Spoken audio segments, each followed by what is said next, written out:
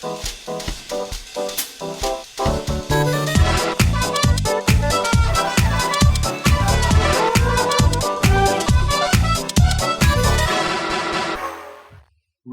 and Arsenite. Hello, and welcome to the Saladcast on Sunday, the 24th of April, 2016. I'm your host, Dan Train. Joining me today, Zachary Burgess. It's nearly the end of April. And Robert Kemp. Meerkats.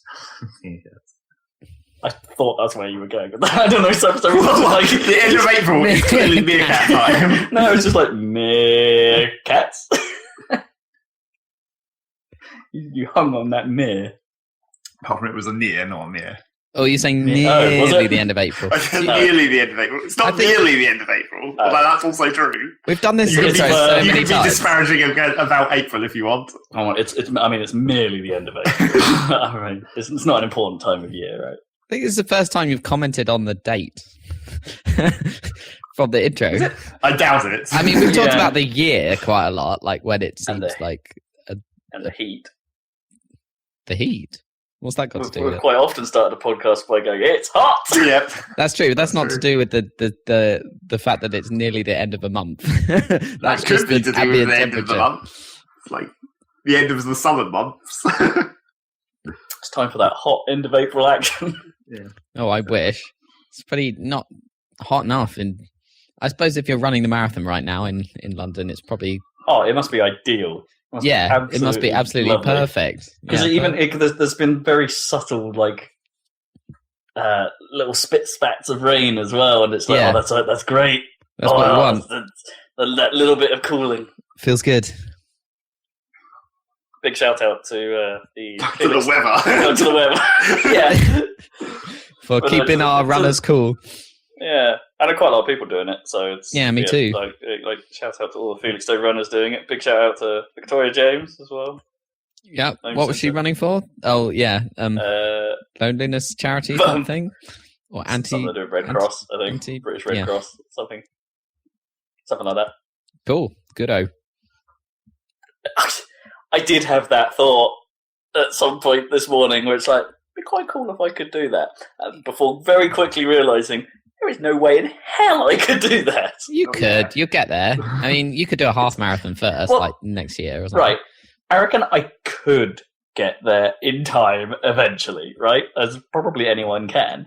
But Yeah. at the same time, it's just like, I know what people have been doing to train for this, and that's like every weekend setting aside like 5 hours to go running or whatever, and it's like, that's 5 hours I could be playing video games. No, that's my point. or That's making videos or working That's on music, true. which I really, really need to finish.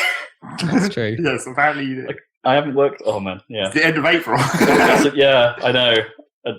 I haven't been emailed about any. I'm supposed to be working to a deadline on a music project, and it's like I haven't worked on it for like a month. Oh, I was looking at. Although I haven't had a deadline email come up yet, so it's like it's fine. It's fine. So as long as an email doesn't turn up, you can have an infinite deadline. Yeah, I've sent something, and it's fine. I sent my work in progress. Oh man, yeah. It's like I worry about things like if I'm to like setting aside 5 hours like a weekend to do that. It's all this other stuff I'm supposed to be doing. But you are missing out on video games. That would pretty much be it. Like I looked, not to jump ahead too far, but I was like, man, the Metal Gear, this is great, but I mean, I think I'm only about halfway through it, and I looked at my hour count; it's like 40 hours or something, and I'm like, well, that's as you know, We got the. I probably spent you got the about- first ending, didn't you? not yet. No, I'm only on Oh like really? mission Oh 20 wow. or Oh, no, something. okay, Yeah. you're still in trouble then. In trouble. Well, yeah, because you need to get to like 37 or something. You Yeah, can do all yeah. the bullshit side missions. Yeah. Yeah. Yeah, that's I'm the point. doing You the need to do side the hard missions. versions of the same missions again. Yeah, but I haven't got that far yet. So I was looking at, and I was thinking, well, KOTOR took me like 42 hours or something the first time, and I'm only halfway through Metal Gear, and I'm at 40 hours. So I thought I was just curious. Well, I'll look up on Steam and see how much time Rob spent. 80 hours, and which is Yep. fine. But like, where does that time come from? I spend like an hour like every weekday or something playing it, and then at the weekend, and I'm still not. It's going to take me ages to get to bloody 80 hours. I don't know how you guys do it. I actually don't know because I played Metal Gear. I didn't really play Metal Gear in long spurts. I Yeah. played it like an hour and dribs and drabs. Like I'd play Yeah. it like once in an evening, and then towards the end of an evening. And would you do like a main mission if I'm lucky, and then a couple of side ops or something, and then stop? Yeah, often. I mean, if there are some main missions where you get sort of locked into it for a while. Yeah, there are. Yeah, like and some incredibly long sequences, and you're like, I'm not sure if it's saved before this incredibly long sequence. Do I just need to sit through this? Yeah.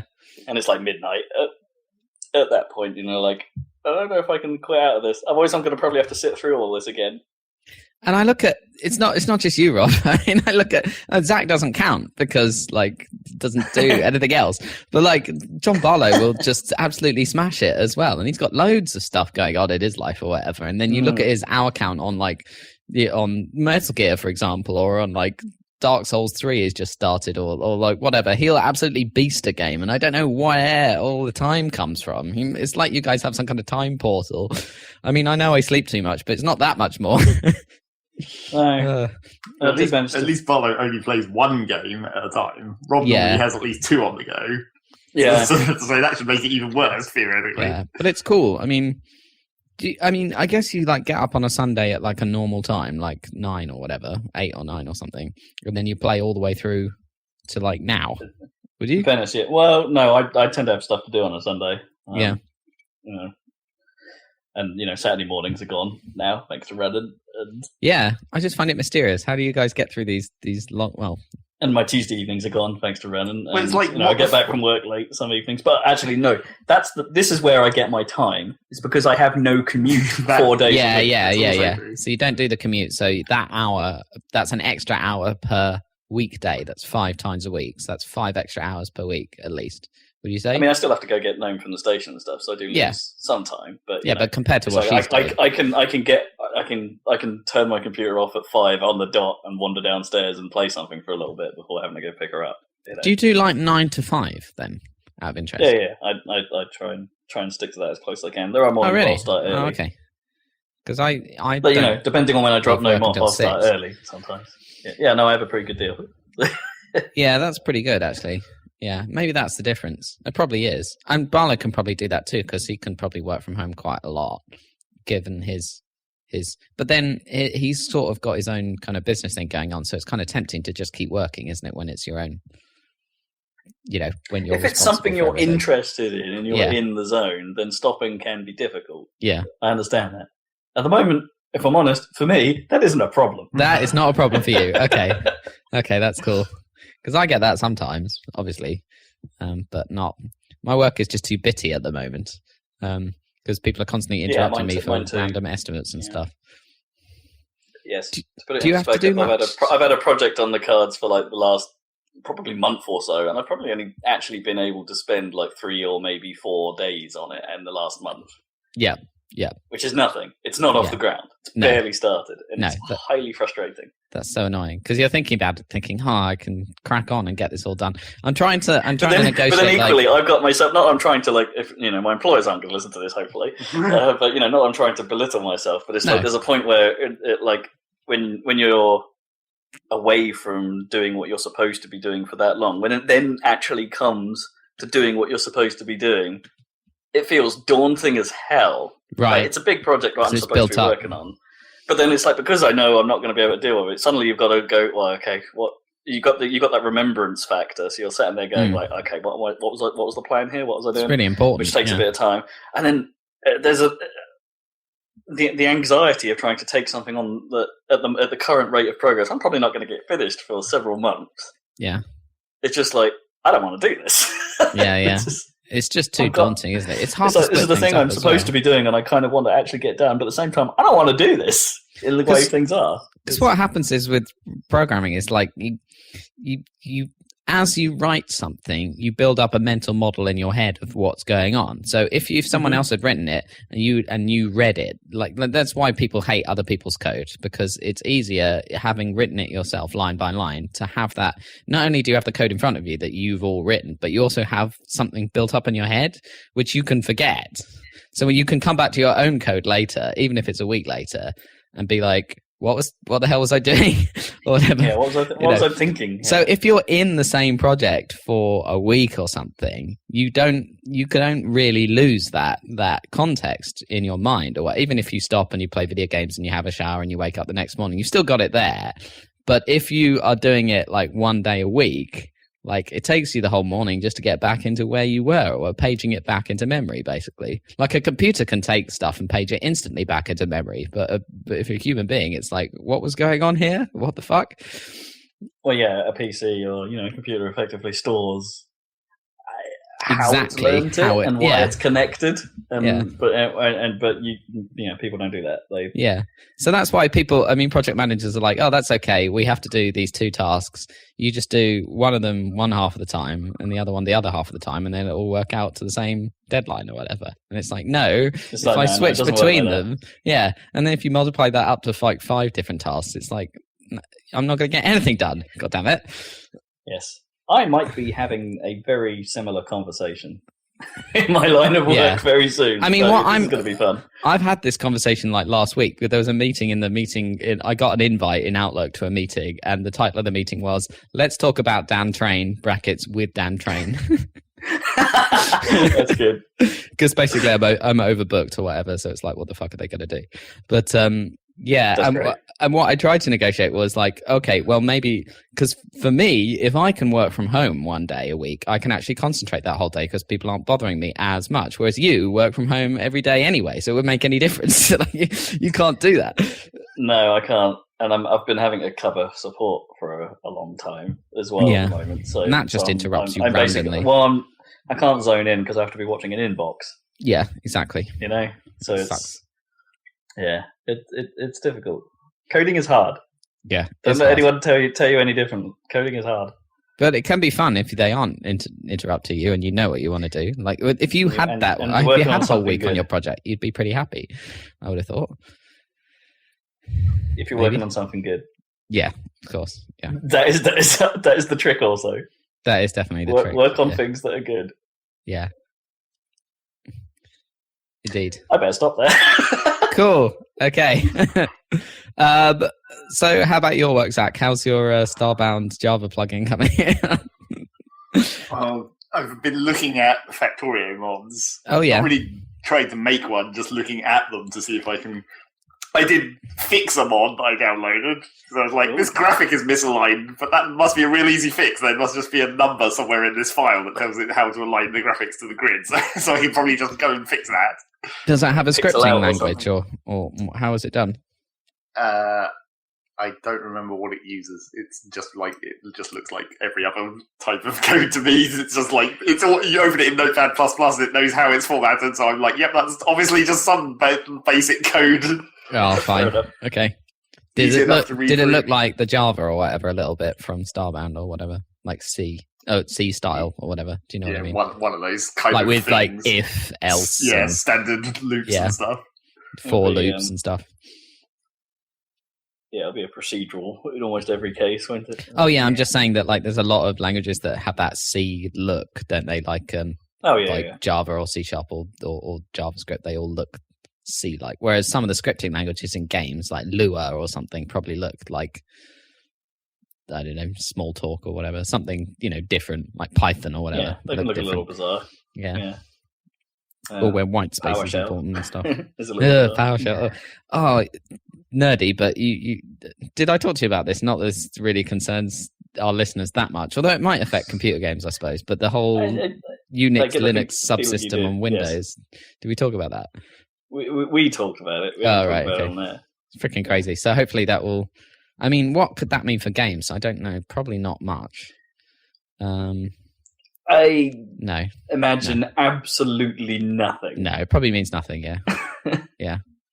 Yep. Apart from making it easier to mod games, I suppose, potentially. Maybe. It depends at what level you're making games, right? If you're like these AAA games or, super high graphic powerhouses, you code to the metal, right? So they probably don't have too much in the way of higher level stuff other than maybe... But then, anything that would probably touch Linux in that way, you wouldn't be doing at a higher level, right? It's just it probably has absolutely no impact on the games themselves, just probably how they're made.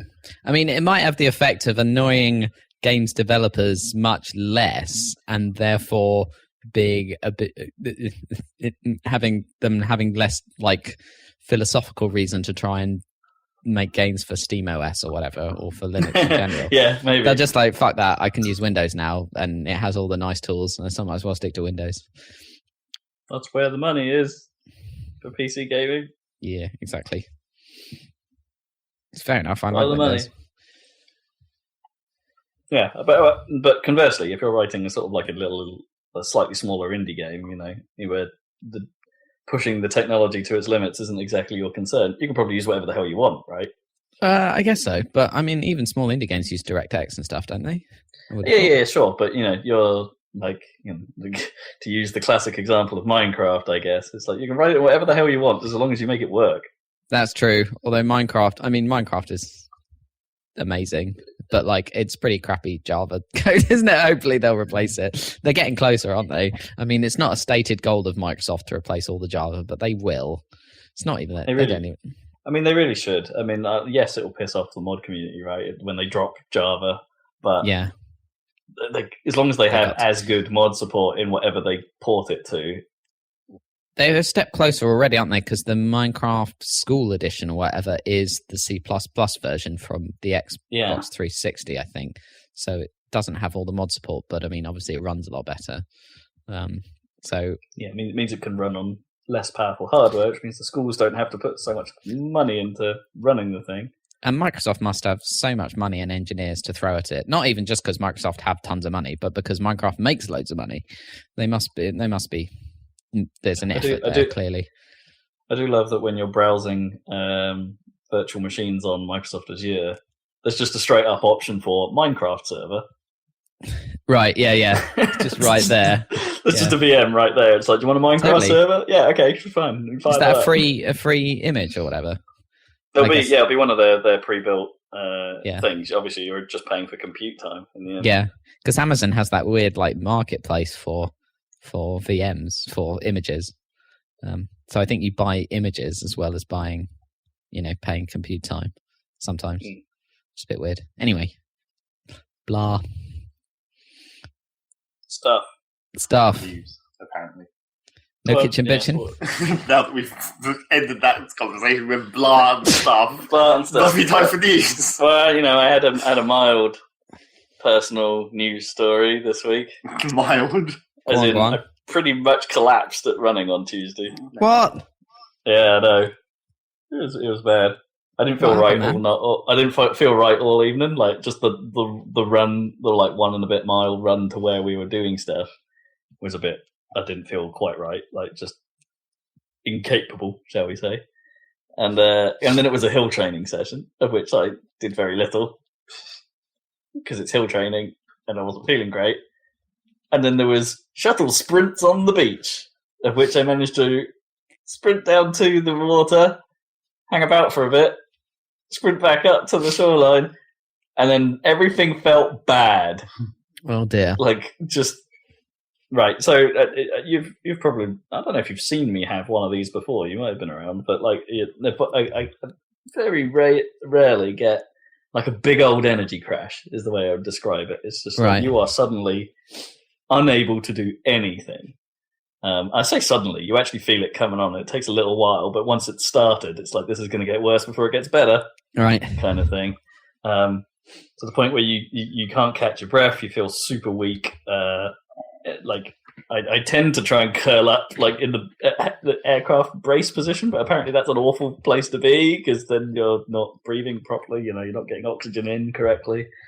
I go blind. Oh, that's horrible. Like, you go super sparkly and blurry, and it's the worst. Scary. It really does feel horrible. But it's like, I've had it so many times now that it's just like, oh, it's one of these again, but it still sucks at the time. Yeah, but at least you're not panicking, I'm dying or whatever. No. But yeah, that happened. I haven't had that for so long, and it's like, it kind of freaked everyone out. Like, apparently I was whiter than sugar, I was. Yeah. I was whiter than Jerry Essex's teeth. It was, apparently I looked very odd. And I was a bit wobbly for But if you've a couple of days. You've had these a lot, well, not a lot, but you've had them for a long time, right? So it's not like, do you think running it makes it happen, or well, I don't know, because as I say, it's not like it would. I noticed it was bad before we were barely into the session, right? So yeah. So it's not actually connected. Okay. No, it's not connected to what I was doing that session or anything like that. So it's just a bad one. Yeah, it's really. I don't quite know what was going on. I still don't know what causes it, and I got it checked out like several years ago. Yeah, of course. I'm not anemic. I'm not diabetic. I have got that weird heart thing that ectopic beats. That isn't a heart thing apparently. The heart thing that isn't a heart condition, but it's just a little odd. Don't worry about it, kind of thing. Mm-hmm. But yeah, that's it. That's all they've ever said. But they basically told me at the time, we tried getting fitter, and it's like, no, because it sucks. And now I am, and now you are. It equally sucks. Yeah, well, maybe it will help. I don't know. Who knows? But that sucks. Is that the first time it's happened since you've been running and stuff? It's the first time it's happened that bad. I've felt it coming on and managed to prevent it, shall we say, like just calling it and saying, no, I need to stop. Mm-hmm. But this time it came on, I felt bad the whole time. Perhaps I should have stopped earlier, but I didn't realise that it was going to be like that and that bad. Mm. So, yeah, it's an odd one. I don't want it to happen again. But yeah, I'm good enough now. I still park run yesterday. So cool. So you're feeling good. Okay. Yeah. Just thought I was beyond this, man. I thought I was past this. Yeah, bad luck. Oh well. Maybe this time. Yeah. Just keep going. Like someone needs to start a Deadpool on me. Oh no. When will it happen? When will I go one step too far? I think the going blind sounds really scary.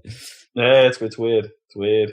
Hmm. I don't really remember who was assisting at the time. I know a couple of people because they stayed with, but at the time there was quite a few people around me, and I remember none of that. I just remember there were people. Can't tell you who they were. Yeah, good for them. Weird. Helping you out. But yeah, big respect required. Yeah, cool. Yeah, that's my news. Okay, nothing else has really been happening. Let's do the news then. Cat doesn't like duck kibble. Discovered that. Well, the fussy I don't know. bitch. Well, I don't know. That's a bit of a weird. Do cats generally eat birds? Most of she eats like pretty much every meat under the sun. When it's I guess like they do, don't they? Pouches. They catch birds, don't they? But they probably don't catch ducks. They're quite big. It's quite ducklings. Yeah. But no, she'll eat chicken. She'll eat. We think turkey doesn't agree with her. She'll eat it, but we think it doesn't agree with her. Okay. Chicken's fine. Quite Duck's close fine. to turkey, isn't it? Yeah, she'll eat duck. She'll eat beef. She'll eat lamb. In those packets, so absolutely fine with all of those. Like the duck flavored kibble, nah, not for her. Fair enough. Having my chicken and vegetables. That's what she like. Chicken and vegetable kibble was her thing. And it's like I've just bought this big old box of like duck kibble. It's like, what the bloody hell do I do with this now? I've got to find a home for duck kibble. You have to send it to some neighbour's cat or something. Yeah. You like duck kibble? Yeah, just put it outside. See what happens. Yeah, see if you can attract. see what I attract. The Chinese cats or whoever eats duck. I don't know.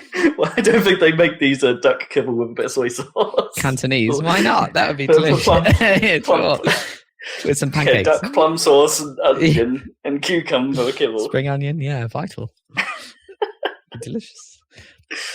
Right. Yes. It's news time. News! Okay, shall I do some? No, how do we usually do this? You usually have a list. I'm going to run down the list. I've got some missed news. Should we start with missed news? I was thinking... As in... Yeah, okay. Yeah. Stuff we probably should have covered last episode. Oh, I see. I thought you meant news about the 90s adventure game Myst. Oh, no. Okay. Definitely not. It's it's a pretty clear day at the moment. Overcast, but I can still see to the end of the street. It's fine. Okay, what did we miss? So Microsoft, there's no point hanging on many of these. Microsoft finally confirmed that Xbox One is getting a dev mode. allowing you to turn any Xbox One into a dev kit. Okay. Which they kind of always said it was going to be right from the start, but they're now only just starting to actually do that. So this means you don't have to get an expensive dev kit, right? Is that the idea? In theory, yeah. At the moment, it seems like the first pass is going to be that they're opening up the app section first, so you can start making Xbox apps, not Xbox games. Okay, because it's Windows 10, I guess. Yep. Their whole universal platform. Universal thing. Windows platform. Yeah. Oh, speaking of which, did you hear? I was going on about that React Native thing for making iOS and Android mobile apps with the same code, right? JavaScript or whatever. So they announced. Microsoft announced Universal Windows Platform support for it, so you'll be able to make Xbox One apps using JavaScript and the same tools. As well as like Windows 10 apps and Windows Phone apps or whatever. It's all the same thing, right? So yeah. So pretty fancy. So it translates the calls to, instead of UIKit, the Apple shit, it turns it into XAML and whatever, WPF or whatever it is. They're doubling down. They're not going halves on this thing. They're really going for it. But that's the interesting thing is that they kind of left the Android stuff. Well, not totally, but a lot of it was kind of like open. There's no Google buy-in for the Android stuff, and there's no Apple buy-in for the Apple stuff. It's all that's all done by Facebook or whatever. Whereas this one, Microsoft are actually contributing to the effort to do, which is kind of interesting. Yeah. Anyway, it's interesting. You reckon it's just image? Is it all a PR thing, or do they actually, for Microsoft? Or do they have a plan? Right, that there's something that is crucial to their business that they just need to be super involved in this. Who, Microsoft? Or is it just catching up? Yeah, just Microsoft. I mean, I think it's just Microsoft's attitude is so changed that now they are the open source champions way more than I mean, Apple never were. I mean, they're sort of trying to do it with the Swift language, but not really. And Google are a bit more, but Microsoft are completely reversed, and they're going all in with open source, basically. It's really weird. I think it's really interesting. Yeah. Anyway, there was that. As happens every year, Red Dead Redemption 2 has been rumored to be shown at E3 this year. Again. Well, there's a map. Have you seen this? There's a supposed leaked map of the play area. Which looks sort of legit because it has part of the old play area in the bottom left-hand corner, so it's like an extension of the old map. I mean, I think it's it's a foregone conclusion we will get a Red Dead Redemption 2 at some point. It's just a question of when they'll actually choose to show it, because apparently this has been rumored about this time every year since 2011. Right. So but now it's getting towards the right kind of time if you look at the cycle you'd think, of right? GTA 5. It's going to be ages till we see anything else GTA, right? Unless they're going to do more DLC, like an episodes style thing for GTA 5. But I mean, I'm not sure they'll go that way this time, right? I think they're. I don't know. They seem to have been putting all their work into online. That's true. They have, but I mean, I think there's mileage in that map and that world for doing what they did with 4. I suppose it is more varied, isn't it? And bigger. They can probably do more with it than they probably could in GTA 4. Yeah, I think they'll try and milk 5 a bit longer compared to 4 even, before there's a GTA 6. I can't really imagine what they're even going to do for that. 5 is so great as well, in terms of the world and the detail and everything. I don't know. I think they'll just add to that. Even I know they've been concentrating on the online, but I reckon they will do some stories. They might be quite big. I mean, they might be bigger than the 4 add-on packs. We just have to hope at this point that they've, after they did good on GTA 5, bringing it to the new consoles and to PC, they'll do good on RDR2. Yeah, I mean, if Red Dead Redemption 2 was day and day on PC, that would be so great. I don't know if they'll do that, but it would be really great. Because otherwise, I mean, that's my favorite game of the last console generation. I will definitely have to buy a console if that's a console exclusive. Yeah, I mean, you're kind of, the more I thought about it, the more that game still was just that game was amazing. It was so good. Yeah, it's I was late to the party, but the more it's it hangs about, and the more you think about it, it's just no, that game feels better as time goes on. It's weird. So every time I see footage of it, like just in passing on a YouTube video or something, like someone clips it and just shows it, it's like, damn, that game! That game was so good. Every time. And so I can't wait. I'm really excited, actually, about the sequel. It won't be until next year at the earliest, but I'm still... I mean, maybe it'll be Christmas, but I doubt it. But it'll be so exciting, especially if it's on PC. Speaking of long-awaited sequels... Sorry, sneak a segue in there. Yeah. Ubisoft have filed some Beyond Good and Evil trademarks. Ooh. I don't know if it's as much as filing as it's almost renewing at this point. Maybe. Really, isn't it? They just want to keep it there just in case. I didn't go and research whether or not they were new ones or old ones or whatever. But anyway, there's been some movement there. So, but not really. Yeah, because everyone knows what happened with like that trailer for 2 that never turned into a game and all that bullshit. Yeah. Now's the time. Cool. We need some IPs that are unloved. We need new IPs or old IPs that are unloved to make good comebacks. Now's the time. Stop making Assassin's Creed. Make Beyond Good and Evil. Come on. Stop making Assassin's Creed and make literally anything else. Yeah. Project Eagle. So they've officially shut down. No, wait, I did make a note about this, but it was just badly filed on my phone. Beyond Good and Evil, apparently not a renewal of an existing trademark. Oh. How is that possible then? Did they let it expire and then no one stole it? Oh yeah, maybe. Yeah. And they were like, okay, now we need to bring it back. I didn't. Yeah, as I say, I don't know if it had like a semicolon or a colon, like subtitle after it or whatever, but or it's spelt weird, or maybe it's in some countries that didn't have it before or something. Maybe. Don't know. Sorry, Dan, I interrupted you. What were you saying? Not that exciting, but the 360 they've shut down manufacture at 10 years. Wow, so, they were still going? Yeah, they were still going. So now they've stopped. I thought they killed that a while There's still ago, games coming out for it. Yeah. Are there? Yeah, there were. I don't know about now, but yeah. So that's kind of cool. That's over. I suppose Destiny got a 360 release, didn't it? I think it did. Yeah. I mean, yeah, I think so. Well, I can't imagine that they had the Taken King or anything like that. Although, was that just DLC? I don't know. No. Yeah, I doubt they went that far. Yeah, exactly. So that's interesting. Oh, and of course, there's the PS4 thing news that we talked about briefly, but there's more detail, isn't there now? Oh, what, the fact that they're codenaming it Neo. Neo, yeah. But they've got the specs. This isn't missed news, by the way, but yeah. No, because we did talk about it, didn't we? But yeah. But now there's more detail. And basically, it is more powerful. Like, it has a significantly, I would say, boost, especially to the GPU. So what's more interesting is kind of their Sony's. They're going to be pushing 4 times the pixels. Well, I don't know if it's explicitly going pixels. to be 4K. Like, I think it's a bit of a leap to get actual 4K output from.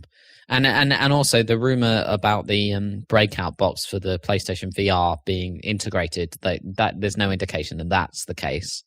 So it's more just a more powerful PS4, and so there'll be 2 modes. And the more interesting thing is what Sony mandate for developers. So obviously you're not allowed to release a game that only works on Neo. So they're not allowing anyone to make a Neo exclusive, Neo only game. No, that's an interesting move. Yeah, that's not allowed. That's kind of good of them to come out and say that. They have to. So they're basically all games have to have 2 modes: a normal mode and a Neo mode.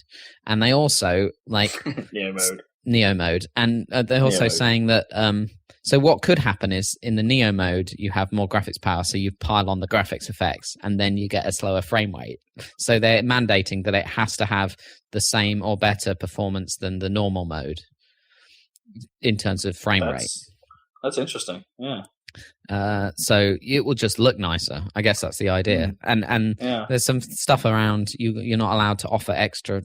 I can't remember extra features or I guess they're a little bit afraid of what happened to Hyrule Legends Warriors thing, Hyrule Warriors Legends, whatever it's called, on the 3DS. We're apparently trying to play that on a not new 3DS is a really bad idea.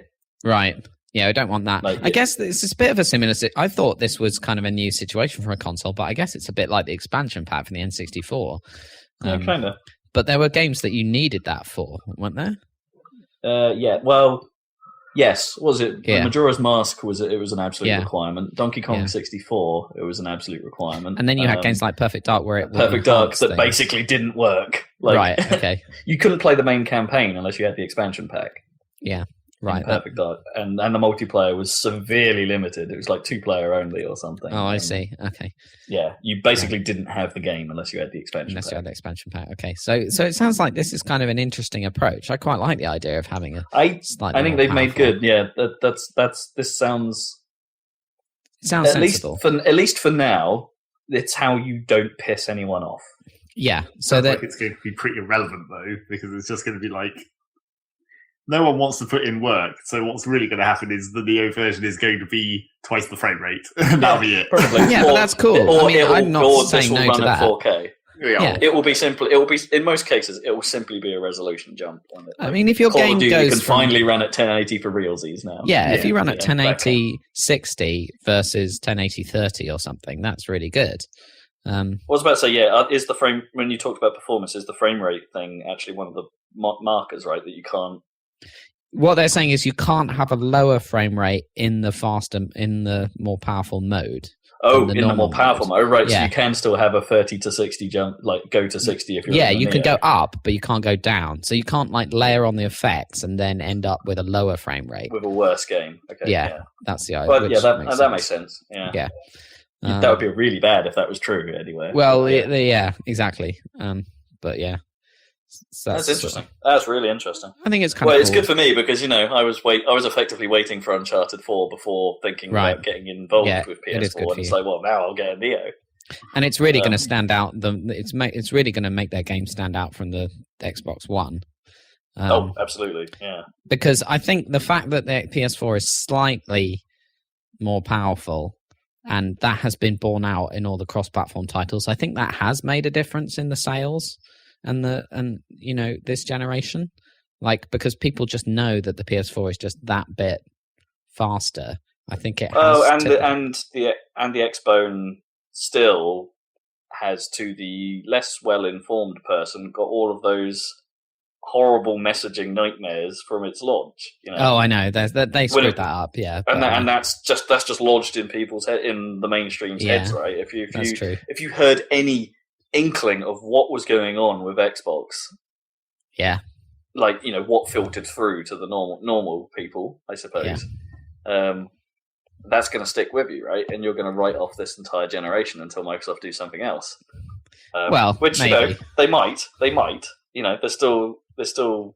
Xbox One and a bit is still on the cards. I guess they could respond in kind, yeah, and maybe they could fix some of but that would be a shame. I don't know. Given that Microsoft might, I reckon Microsoft, if they're going to do it, they'll probably leave it a bit longer and then do a full console update, right? Yeah, making the next console fully backwards compatible.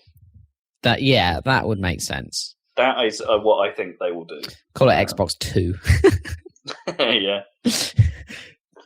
Right. Xbox 361, Xbox Full Circle. Oh, but that's what 360. Oh, I don't know. We already discussed this. Yeah, we did. Like Xbox 720 or something. It's not going to be that. No, Nextbox. Please just call it the Nextbox. Just the Nextbox. Xbox Next. That's what I thought. Yeah. There you go. And then people call it Nextbox for short. But then it'll be Xboxen. Cool. Xboxen. Yeah. Okay. We got more mess news. The Rock Band 4 PC Fig campaign only got halfway to its goal. So that's Fail. Yeah. No, that's not happening. And also some Gears 4 stuff came out. In that you're no longer Marcus Phoenix, you are Marcus Phoenix's son. Well, we already know you weren't Marcus Phoenix. Yeah. They showed it. Yeah. They showed you. Well, they showed you. Well, I guess it could have been like, it could be a someone. bit where you weren't him because he done something else. It looks a lot like a Gears game, which I don't know how I feel about anymore. Having been quite big fans of them when they first came out, like, I don't know, do I want another Gears game just as it was? I'm not sure I do. Or do you want to continue the story? Because apparently if this happens after Gears of War because it's his son, the story was never... it's like, well, where does that story even go at that point? Well, the story was never Gears' high point, right? They kind of like, screwed it up after the first one. The first one was almost perfect in its like lack of storytelling, Well, like, but then it was like unsatisfying because nothing Well, I really didn't care. resolved or anything. Well, what story there was. see, I didn't have that problem with the first game. I thought it was like it's just a couple of days in the lives of these 4 dudes, and I kind of liked that approach. Right, this is just what's going on in the war. This isn't some. For once, I'm not the. Except you were. You ended up. You sort of did, but it wasn't like the big. You had to deal. come and rescue out of prison, specifically you, because you were needed, because you were the only person who could do it. Sort of. Well, it's because most of the soldiers are kind of dead at this point, and they're really desperate. And he was related to the scientist who knew all the information that was the vital component to make the bomb. But that's not part of the first game very much. That is incredibly sidelined in the first game, other than the fact you go back to Phoenix Manor. Yes. But it did sort of feel like this is just happening more than most games do. Yeah. Well, you didn't really spend much. Well, I guess because of the way they did it, you didn't spend much time thinking about the story, because the only time there was story happening was when you were walking really slowly between 2 places, and it never cut you out of anything. There was very rarely actual cutscenes that were, Oh, it never cut away from what you guys were experiencing. Yeah. Which is great. I love that. Yeah. Yeah. No. Gears, I think, as a But yeah, they were good games. They were good games. Some of the story beats in the second game are especially great. In places, not the main story, just the weird side stuff is like Dom's wife and all that stuff. I loved that. It's a bit ham-fisted, but it's pretty great that it's there. But then what's did they finish the fight in 3, really? Yeah, well, kind of, yeah. It's implied that it's done. But I guess it's not done. Well, it's never done. I guess you don't know what the fuck those monsters in Gears of War 4 are, but they do look quite lambenty. Yeah. So here's my problem. But if we're Marcus Phoenix's son, this is going to be a big old retread of the first game, isn't it? Like the whole first trilogy again. It's like, we're going to have to go to Marcus's house and find his science. Yeah, there's going to be something like that. Yeah. But not Marcus's science, maybe. Like maybe we'll have like a golden gear somewhere that you need to recover, and it's like this gear has to fit in a machine that his dad made. Gun. Yeah, his specific gun has. Only his gun has the power. He's the only one left with a chainsaw. Yep. It's the only Lancer in existence. Oh boy. I kind of hope that's good, but I'm not hyped right now. No. Definitely no hype. And that's all my missed news. Where did you want to go, Dan, with your...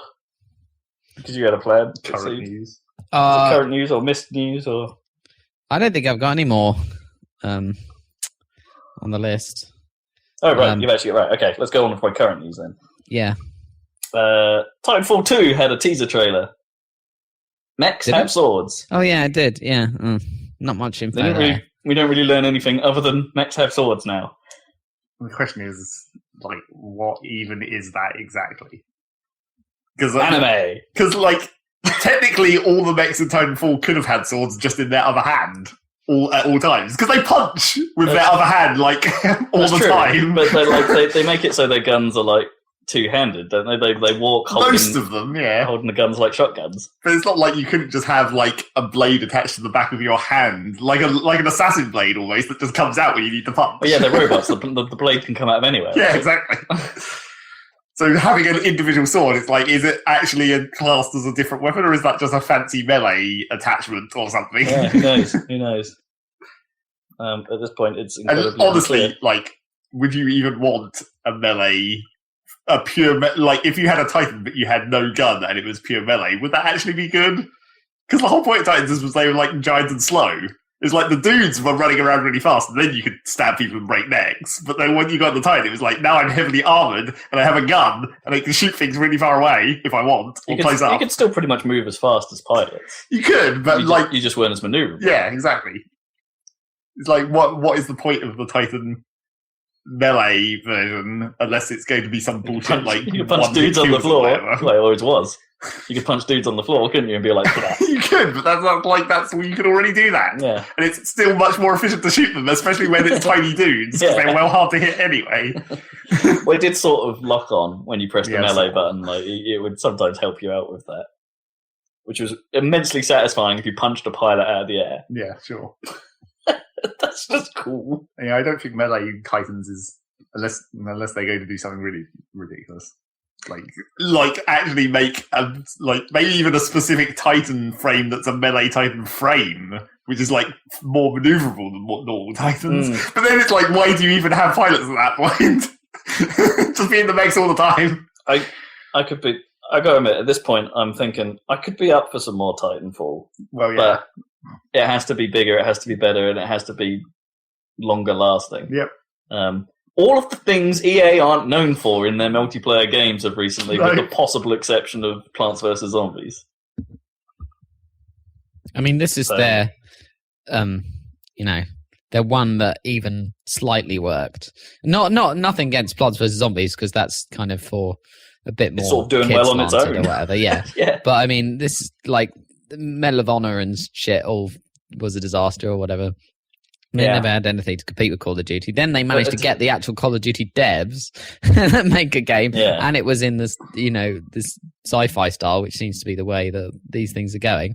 But it just good, was a bit, but didn't get its hooks in. It was a bit too flimsy, wasn't it? But it would behoove them to invest in this and actually. It was ambitious, but I don't actually know what they would. I'm interested to see what they're doing to it to make it more. Because they must know, right? They must know that it's like, oh, okay, we didn't have the staying power here. We're going to have to do something different. How do they balance that? Do they get rid of their whole AI troops on the ground thing? Do they? No. Yeah, no. That's part of the game. There's the thing, but they do need. Every game's a MOBA now anyway, so that's like they were ahead of the curve. Well, except they weren't, because it wasn't. That game was never a MOBA. It basically was. You just shot the dudes to power up your powers. Yeah, exactly. And get your Titan faster. It's just the same as shooting a tower to get rid of it out of the way. It's just like it's a defensive versus an offensive bonus. I don't agree with that, but I think if they put full MOBA mechanics in some way, in like a Monday Night Combat style gameplay into Titanfall, that could be really great. I don't actually remember in Titanfall, because I mean this is something that theoretically never ever happened in Titanfall. But could the AI actually capture a base if you left them alone long enough? No, because they could go in and they'd sit at the screens and shit. Only pilots could do it. Only pilots could do it. But they totally try. They'd sit at the computers for no apparent reason and type. I think if you wanted to capture a base, you had to take out all of the AI troops that were in the area. Well, the enemies, sure. But I think only the pilots could actually perform a cap. So I think if your troops managed to storm a base on their own, I don't think it did anything. Because that would, you could do that, but it would be totally pointless because it never happens. I think there's stuff you could do with them, but there's almost like there wasn't enough of them for them to make an impact anywhere, right? They were never a threat. Well, the levels were too small, was the sort of the big problem. So there was never enough space to have that many people. I guess. Yeah, either way, I'm really interested to see what they do with it. And let's hope it doesn't require 60 gigs of uncompressed sound files. It surely will. Oh man, that was a bit of a problem with the PC version. It will probably be even bigger. Yeah. Because every game is 50 gigs now, just to start with. Yeah, I guess, but it's just the fact that was big just because of the sound. That was it. It was the majority of the PC install is sound files. It's crazy. Anyway. Titanfall 2. Let's see what happens. Actually, we should have talked about this at the time. I should have segued to it nicely. Have you heard about this Leslie Benzies chap from Rockstar? No. Oh, yeah, sort of, but I don't really care. He was a development and creative lead, I think, on Red Dead Redemption and GTA 5, and went on sabbatical because I think things got to him. After GTA 5 was launched. And he's being, they're not letting him back. They're basically saying, hello guy, I'm back, I've sorted myself out now, can I come back to work? My sabbatical's over. And they're like, no, fuck off. He's like, right, well I was still employed, can I have my money please? That you owe me, for the work I should be doing. It's which comes to 150 million or something ridiculous. Right. Yeah, and this could be. It's unknown whether his sabbatical was actually something he could legally take, but at the moment it sounds like Rockstar and the Hauser brothers in particular are being kind of arses towards this guy. Probably. It's hard to know these things. I mean, it's not like this guy is like beloved, known and beloved in the same way that Marty O'Donnell is. Apparently, this is the guy that managed to make Red Dead Redemption happen. He was brought in to solve the problem that was RDR's extremely difficult dev cycle, apparently. Right. He brought it in, sorted it out, we got that game. That's brilliant, because, okay. Well, I hope so he's kind of a big deal. Yeah, it sounds like it, yeah. I mean, if you can make that... Because, I heard that the reason that there's no Red Dead Redemption PC version, even after all this time, is because apparently, technically, it's a complete clusterfuck inside there. I mean, it works. But yeah, so... it might explain why there were so many glitches on the PlayStation version of that. Maybe, but they were funny. They were very, very funny. Yeah. Some of the best glitches ever in that game. So there's that going on. I don't want to get... And Rockstar famously saved LA Noire as well, didn't they? So I don't know if they were involved in that, because that was apparently a disaster zone. I don't know if that's probably not his gig, but that was more to do with Team Bondi being a terribly managed thing and Rockstar just saved it, but then not enough, apparently. But, well, it was an alright game. It was an alright game, yeah, not enough to save Team Bondi, but... No. So we talked about Evolution Studios shutting down, the makers of Drive Club and MotorStorm. Oh, yeah. Apparently, Codemasters basically just turned around and said, do you guys want a job? Yeah, come work for us. All of them. Yeah, well, that's probably not the vast majority of them basically turned around and said, yeah, all right. Totally, yeah. So they started making money again, haven't they, Codemasters? Yeah. So, yeah. So Codemasters have an entirely new team that they've said is basically going to work on brand new IP. Cool. And they know what they're doing in terms of that's a hell of a move, games, man, to buy an entire dev team like that. What new IP are they even going to work on, though? Who knows? Because it's like, it's Codemasters, so it's like, let's just have another driving game with a different name for a different part of Codemasters. Car Thunder or Automobile Party. Micro Machines, obviously. That's not new. Yeah. Dormant. That's not new. There's a new sort of indie Tiny Micro Machines game. Yeah, have you seen this? No. Yeah, there's a kind always of a new Micro Machines game. They're all crap. Yeah, there's been a few over the years. I can't remember. There's a recent one that looked well. It didn't look great, but it looked like a thing. I think we talked about one like 6 months ago. Yeah, we talked about probably more than one. Yeah. I can think of probably two. Because there was the one where it's the tiny dudes as well, because that made a comeback for a moment. Oh, did it? After the original Micromaniacs, which was actually Codemasters, there was like a new one of those where someone tried to remake that. It's like, no, that was done at the time, it's still done, and this game isn't actually good enough to make it a matter that it's done. Wow, I didn't know that. Yeah, I'm assuming we're excluding speedrunners from this, or like the Gianna sisters' take on it. That's not the same thing. No. So this one is called 2D Micro Machines. That's platforming. Yeah, still Micro Machines. This one is called Tabletop Racing. Oh, no, we have talked about that before. Oh, we have. Okay. Well, that sounds familiar. Yeah, I don't know. It's just a generic. It is quite a generic name. Yeah. Tabletop Racing World Tour. Yeah. Maybe not the World Tour version. From Wipeout co-creator Nick Burkham. I was thinking about Formula Fusion again the other day. Yeah. Because I keep looking at it. That grip I've got my eye on. Yeah, sure. For future racing games. I'm a bit worried about Formula Fusion. I don't know. They're claiming they're going to come out middle of August. But as far as I can tell, the early access version only has 2 tracks at the moment. And they're still tweaking them as they go. There's something a bit soulless about that thing right now. Whereas Grip seems to be moving along quite like they're posting regular updates all the time. Like apparently they just had a complete physics overhaul. Well, yeah, but the trouble with Grip is that it's maybe a bit too close of a sequel to Roll Cage in that it's still ridiculously like not good enough. I don't know. It's ridiculous and sort of cool, but like barely playable and like doesn't look that great. It's got that B tierness to it that makes it. Yeah. It's a cool throwback, but can it survive in this market? I kind of dig that. I kind of dig that B tieriness of it. Tabletop Racing looks a lot more like Revolt than Micro Machines, I think. Oh, maybe that's not what I was thinking of then. Anyway. It can't be tabletop if it's Revolt. That would be too big. Yeah. Yeah, they are. So Revolt is the one where Chargy. they should start making games like that again, even though everyone did for quite a while. Well, like just a straight up racing The game, RC. physics-based racing game. But, Yeah, so the RC scale. mm. That has opportunities. You just want Tank Racer or whatever. Well, sure, new Tank Racer, that would be funny as well. it would be funny, but that game wasn't great. It was okay. That's the whole point. The best thing that game had for going for it was when you unlocked human sound mode. Yep, definitely. Boom. I wish I knew where that disc was. I lost that ages ago. Well, did you? And I was like, I'm going to never play Tank Race again because I bet I can't get another copy of it. Bet you can't. I bet that's quite hard to find Yeah. any kind of download version of it. No torrents available. Yeah, For legitimate that's owners. real. I bet that's tricky. What else we got? Betas happened.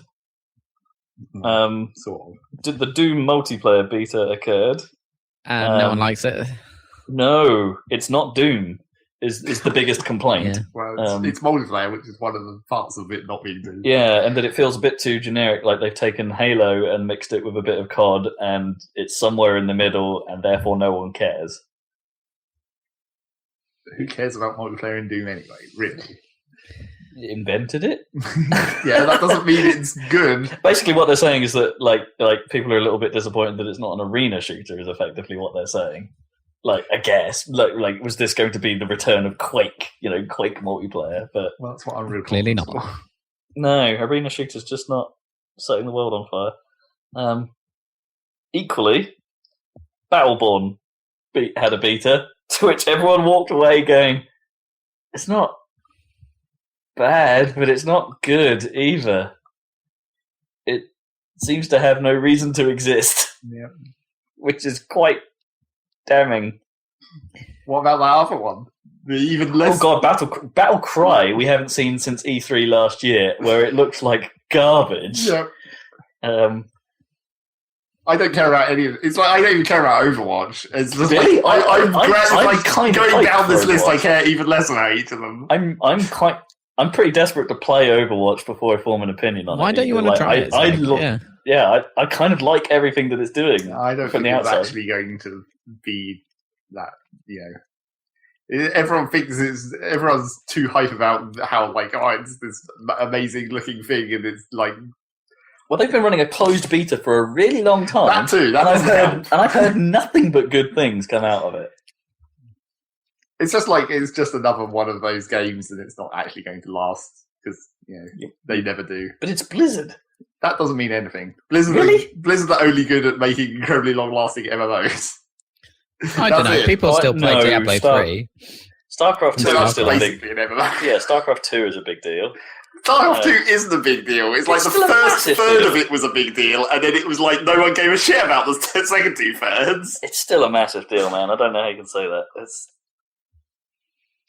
I not think- as big I as think they- MOBAs are, sure, but it's still pretty big. Not much of their stuff, just they have more longevity, those games, than most Blizzard games Yeah, in general. yeah. Not just World of Like Warcraft. Hearthstone is an esport. They Yeah. make Somehow. they make like stuff that's consistently good, but it's Yeah. just like I don't think and it has a long tail. But I don't think everyone who's like so incredibly hyped about it is just like that's just because it's Blizzard, and that's not a good enough reason to be hype about things. I got to admit, It's one good reason. I personally don't have an affinity for Blizzard, right? I'm not Me a fan either, of yeah. their games, right? Like most of them. But I can say that about Rockstar to some degree, right? I'm not a Rockstar fan, but I have a deep respect and appreciation for what they do with those things. Just because I don't like them doesn't mean I can't understand that they're a fantastic product. Overwatch, to me, might be my in, right? That might be that one... And also the other Because I haven't stuck with Hearthstone. I like what it does. I like what it does, and it's like it may be the best form of a computer-based Magic-style game there's ever been, but at the same time, it didn't get my hook. It didn't get its hooks in me again, and yeah, that is the risk with Overwatch that I'll have that exact same problem. Well, But I think because it's more like TF2 than anything they've ever made, that might be less of a problem. I think the problem with Overwatch is that we don't know anything about the structure of the product. Like, we don't really... We sort of do. It's like, we know what the game is, more or less, but we don't really know how this is... Is it going to be, like, free rotation characters, or is it going to be DLC, or is it going to be the Team Fortress method of sell cosmetic crap? They have said that it's going to be a retail release, as in it's not going to be a free-to-play. Well, it means that you're going to have to put down bones to get in the game. That doesn't mean it's not going to have exactly the free-to-play model, though, because when people have done that before, no, it's the game that's a price at the start. I imagine it will follow a model a bit like fighting games do, in that you will pay your 60 bones up front or whatever, and you will get a pretty large chunk of, say, Season 1, or if not the entirety of Season 1's content. Then as they add stuff over time, whatever they add might be on this free rotation list or whatever. Doesn't see that just runs into the same problem that like Super Monday Night Combat had, where it's just like you can't rotate things in and out. The larger the roster is, the worse it gets. It only works in Dota because it's like everything there is so incredibly weirdly specific. Like each individual character is so incredibly different somehow, and yet they've still managed to maintain it where it's like it all consistently works together. And that's like apparently the hardest thing ever. That was the whole Ice Frog situation where it's like we literally have to hire the one guy who knows how this works pretty much. Yeah, who has the mental map. Yeah. I mean, you have to admit that, I don't know, you've been playing TF2 for so long, and I know they're comparable, aren't they, to some extent? In theory, yeah. But it's a bit long in the tooth now, isn't it, TF2? It's got so much piled onto it. Not that it's not still good, but it's nice to have a bit of competition. If anyone's going to do it...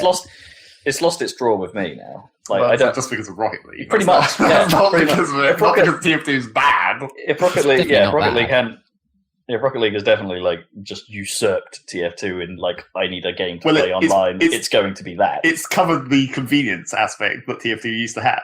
It was like TF2 you could just launch and go in and you'd be in a server in like 2 minutes. Yeah. And now it's Rocket League feels that notch. Yeah, you need that. Yeah, and in smaller chunks too. Well, theoretically, except not really. Well, like in TF2, you don't notice that it's a half-hour round that you've just played, whereas in Rocket League, you play 6 games and you don't notice you've played 6 games. So it's functionally equivalently the same amount of time. I reckon Overwatch will have that smoothness of you're right in there instantly. And it has got a much bigger player roster. It has got a much bigger role roster at the start as well than TF. It's like there's way more than 9 classes. Do you want that though? Because the whole point of TF2 having 9 was like they've managed to actually make 9 classes that work and are precisely balanced. So I can see what they're trying to do. What they're trying to do is to add a bit of MOBA to it in the class. You played a bit of Monday Night Combat. In actual fact, if you just had like one of every class, you'd probably do all right. Yeah. Whereas in this case, they're making the character selection.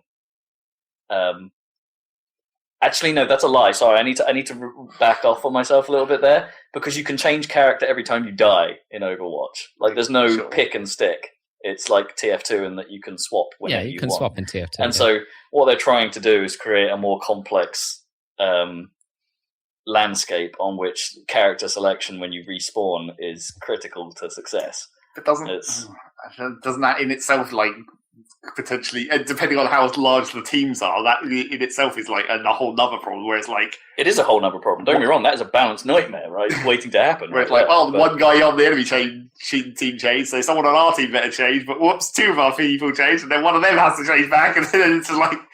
Yeah, I mean, who knows what... I mean, it's probably being... it's one of those things that for casual users, maybe that's going to suck, but for pros, that's probably going to be great. It also doesn't... I mean, this is just a dumb thing that I thought of for that specific situation, but that doesn't lend itself well to esports. You need to have commitment to characters to be able to watch a thing happen. So you need to, because it's hard enough to know who you're even watching when you're watching like a first-person game. It's like, whose gun is that? Yeah, you might be right. That might be problematic. I mean, they probably don't care, but that was just something that came to mind about having constantly changing characters. Yeah, because even in like that's the whole. Well, that's why I guess that's not why Team Fortress 2 became a 6-on-6, and you always had 2 scouts and 1 soldier. Like that wasn't because of esports. That's just how that works. But it's sure convenient for esports. Yes, when you can fix yourself in a role. Yeah, right. All this talk aside, I hope that game's good. Like no one wants to see that game. It'll be good. Yeah, I'm intrigued. If only if I can play as Winston. Gorilla Guy there you cool. go. You've done it again. That's the Gorilla same Guy problem cool. that Super Monday Night Combat had, because they had their gorilla in a suit, didn't they? I don't even remember that. Yep, there you go. Well, the problem is you Case can't in help point. playing as a gorilla. Yep. I How much didn't of play a a lot. problem? That's just because Winston reminds me of Beast. I quite like Beast as a character from X-Men. It's just. I really don't remember Gorilla Guy from Superman Night Combat. I'm pretty sure it was a gorilla. It was some kind of animal dude. I only ever played as the rocket launcher girl on roller skates. Sure. Because I kicked ass for the brief amount of time I played Superman Night Combat as her. It was fucking Pit Girl, wasn't it? Because they just brought that over. Oh no, it wasn't. It wasn't her. She was a character as well, but it wasn't her. I thought it was. Or Pit Girl was the same class or something. They were very similar. Maybe. Yeah, maybe you're right. Yeah. Because it was like, what character should we bring back from the original? Obviously, this completely irrelevant side character only appears like in a cutscene. Yeah. And what a bummer Superman in Night Combat is. Yep. Two more little bits, which I'm sure you don't care. Neither of you will care about. Alex really selling it.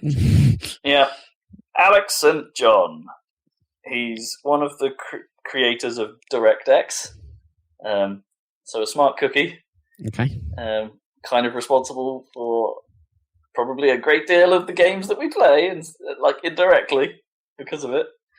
Yeah, he's joined the Peter Molyneux school of crunch, like, and is a complete nut job about it, and has posted some stuff online that is like, people are flipping their shit over, because he's basically saying, yeah, you want to crunch these people, because he's effectively saying that unless you're coding for the joy of it, as in you're the type of person who would code for zero money, and he actually says that, you should not be a game developer.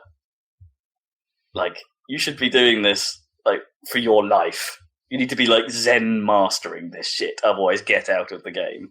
And it's like, whatever. Fuck you. You're an asshole. Pretty much. Like, you're worse than Molyneux in this case. Yeah. Boy, yeah. I don't think he'd do his job for no money.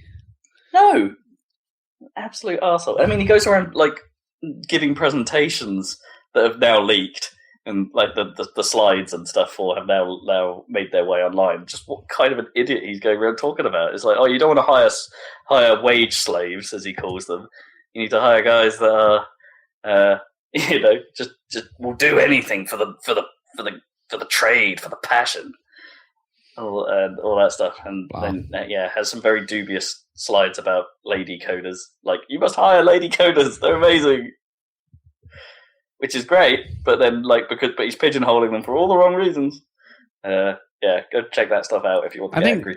Not to generalize, but I think women are even less likely to work all the hours God sends for without good pay and all of that shit. Less likely to deal with that crap. Yeah, don't get me wrong. He says some good things about them, like in the but again in the sort of playing the sort of. I guess you'd call it sexist, but is it anti-sexist? Whatever, feminist sort of way. In that, because lady coders are way better communicators than man coders, and of course, the man internet got angry at that and stuff. The manternet. The manternet, yes. Yeah, boy, if you want to scratch your head and be utterly confused for a bit, go check out some of his stuff. It's nuts. It's nuts. And finally. MGS is back, yo. And it's the first Metal Gear Solid is back, and it's trying to sell you a Ford Focus. Oh, I saw that. That was actually really funny and great. It's actually not bad. That's a great advert. I hate adverts, but that was a good one. Yeah. It's really dumb, but boy, does it captures the exact type of dumb that Metal Gear is. It's so good, and you wonder how such a big company like Ford could be appealing to such a quite weird niche audience. I mean, I know that was a big game. It's an incredibly niche advert, isn't it? I mean, obviously, lots Like- of people played Metal Gear Solid on the PlayStation, but that's a long time ago. It's not like doing Pokemon or something, which is carried on in the same. I don't know. It's a weird niche advert, and that's why it's so good. But they even got the original voice actors back to do it. it's It's all like it's David Hayter doing Snake again, and it's which is great, and it was really, really cool. was it like 30 an EPA rated 36 mile per gallon? And this is just an internet advert. Though, right? D. This, I love the Hind D joke. That's so funny. Oh man, it's so dumb, but man, like it made Jim Sterling's fuck Konami news. But to be honest, I'm sitting here going, actually, you know what? Fair play. That's actually a pretty it was awesome. Good use of your license. I don't know. It's just like Maybe they could have sold something a bit better than a Ford Focus. I don't know, but well, I it's don't just think like it's what. It's like they've still got the Metal Gear license, and then they're like, now comes the whoring it out part. I guess. Well, Konami aren't going to do anything Yeah, else exactly. about it. They're not so- going to make a game. No. So now they've got the. Apparently, they've decided not to go straight to pachinko machines, at least. So that's Oh no! Big Boss is coming. Well, yes. But Yeah, there's a not pachinko machine immediately. called Big Boss. It wasn't like. Was that? I guess that probably was in the work before Metal Gear 5 Yeah. probably even came out. Yeah, I think you're right. That's all I got for I'd news. play a Metal Gear Solid pinball machine. That'd be pretty good. Mm-hmm. Like, Damn right. Psycho Mantis bonus and stuff. Where it Oh all yeah, goes. man! They could do cool kinds of shit with magnets. They could do Psycho Mantis. It would be cool. Oh, Yeah, man, it that's would have some kick-ass. kind of weird meta thing, like I don't know, like the controller It port. would make your flippers control on their own and stuff like that. It'd be like they've got control. Ha! No, you'd Yeah. have to like. There'd have to be like some kind of. I don't know how you could do something meta on a pinball table like the controller thing, but it'd just be like. You'd have to have like a hidden button somewhere on the table, whereas like you only know about it if you read this specific bit of table art and work out that there's a button hidden underneath it at the back. Oh, Or, yeah, or maybe you have to. Maybe you have to intentionally activate the tilt sensor at some point. Oh wow, that would be pretty dangerous. Yeah. Yeah, that would be pretty fun. I reckon. Yeah, you're probably right. That would make a kick-ass pinball table. Anyway, cool. That's news, I reckon. Yeah, I'm It's time done. for what you've been playing. Who's going first this week? Well, shall I carry on talking about Metal Gear briefly? Because that's all I've really Yeah, been go playing. for it. Yeah, so like I say, I'm not actually that far through. God damn, I feel like I've played a lot of Metal Gear. I think I'm definitely wasting my fuel resources. I'm really shit because because I always have Fuel loads. is a tricky one. I have tons of GMP, but what you were saying is like, oh, I always feeling the deployment costs, so I'm always trying to like travel across the world. And I was just taking a helicopter everywhere like it was my personal taxi, and not noticing the deployment costs or whatever at all. No, I mean I really shouldn't have cared about GMP. There was I never had a problem. with it. But it does use other fuel, than for research. Yeah. right? So flying a Oh, helicopter yeah. around uses fuel, and I need the fuel to upgrade my base, and I can't even upgrade the blooming base development platform, which processes more fuel resources, because I haven't got enough goddamn fuel. So anytime I find one of those, and you only get little crates of them if you're lucky in some tents or whatever, that have like 200. Well, unless you've got the ability to Fulton the giant containers. Well, I can do that now, but the trouble is that is unprocessed, I think, fuel. So you then It need varies. the base- I think there are some that are processed and some that are unprocessed. Oh, really? I need to go around Fultoning containers depends all on the the- time now. I think it might depend on the color of the container. I'm not sure. Right. I think Yeah. one color is processed and one color isn't. I'm not 100% on that. Because there's one But side I op ended that up you Fultoning can... the shit out of them anyway. Yeah, totally. And there's a side op you get at the start of Africa, which you can play over and over, which is for getting containers or whatever. So I might have to just go and farm that side op for a bit just so I can get some bloody fuel, because I can't upgrade my base without fuel. And every time I fly somewhere, I'm using it, I think, which is a bit crappy. It's annoying because I've got plenty of GMP and but that's what I need in order to get, I've maxed out the population of my R&D platform and all that shit, and I can't upgrade it without those resources. And there's no like market where you'd think you could spend money on fuel like it was a real world, but you can't, can you? There's no way to like trade. No, no, you can't. You can't resource trade. You have to just get it. You have to just get it. All of your resources are thieved. So that's kind of my issue at the moment in terms of actual development or base development or whatever, or actually unlocking stuff. But the fact is, I after I accepted all those rewards, like I told you last time, I got a bunch of stuff, and I'm pretty happy with like the sneaking suit and especially the best upgrade I ever got was the blooming fast crawling, fast prone. I still don't remember getting that. It's an upgrade for your prosthetic arm. It's an arm upgrade.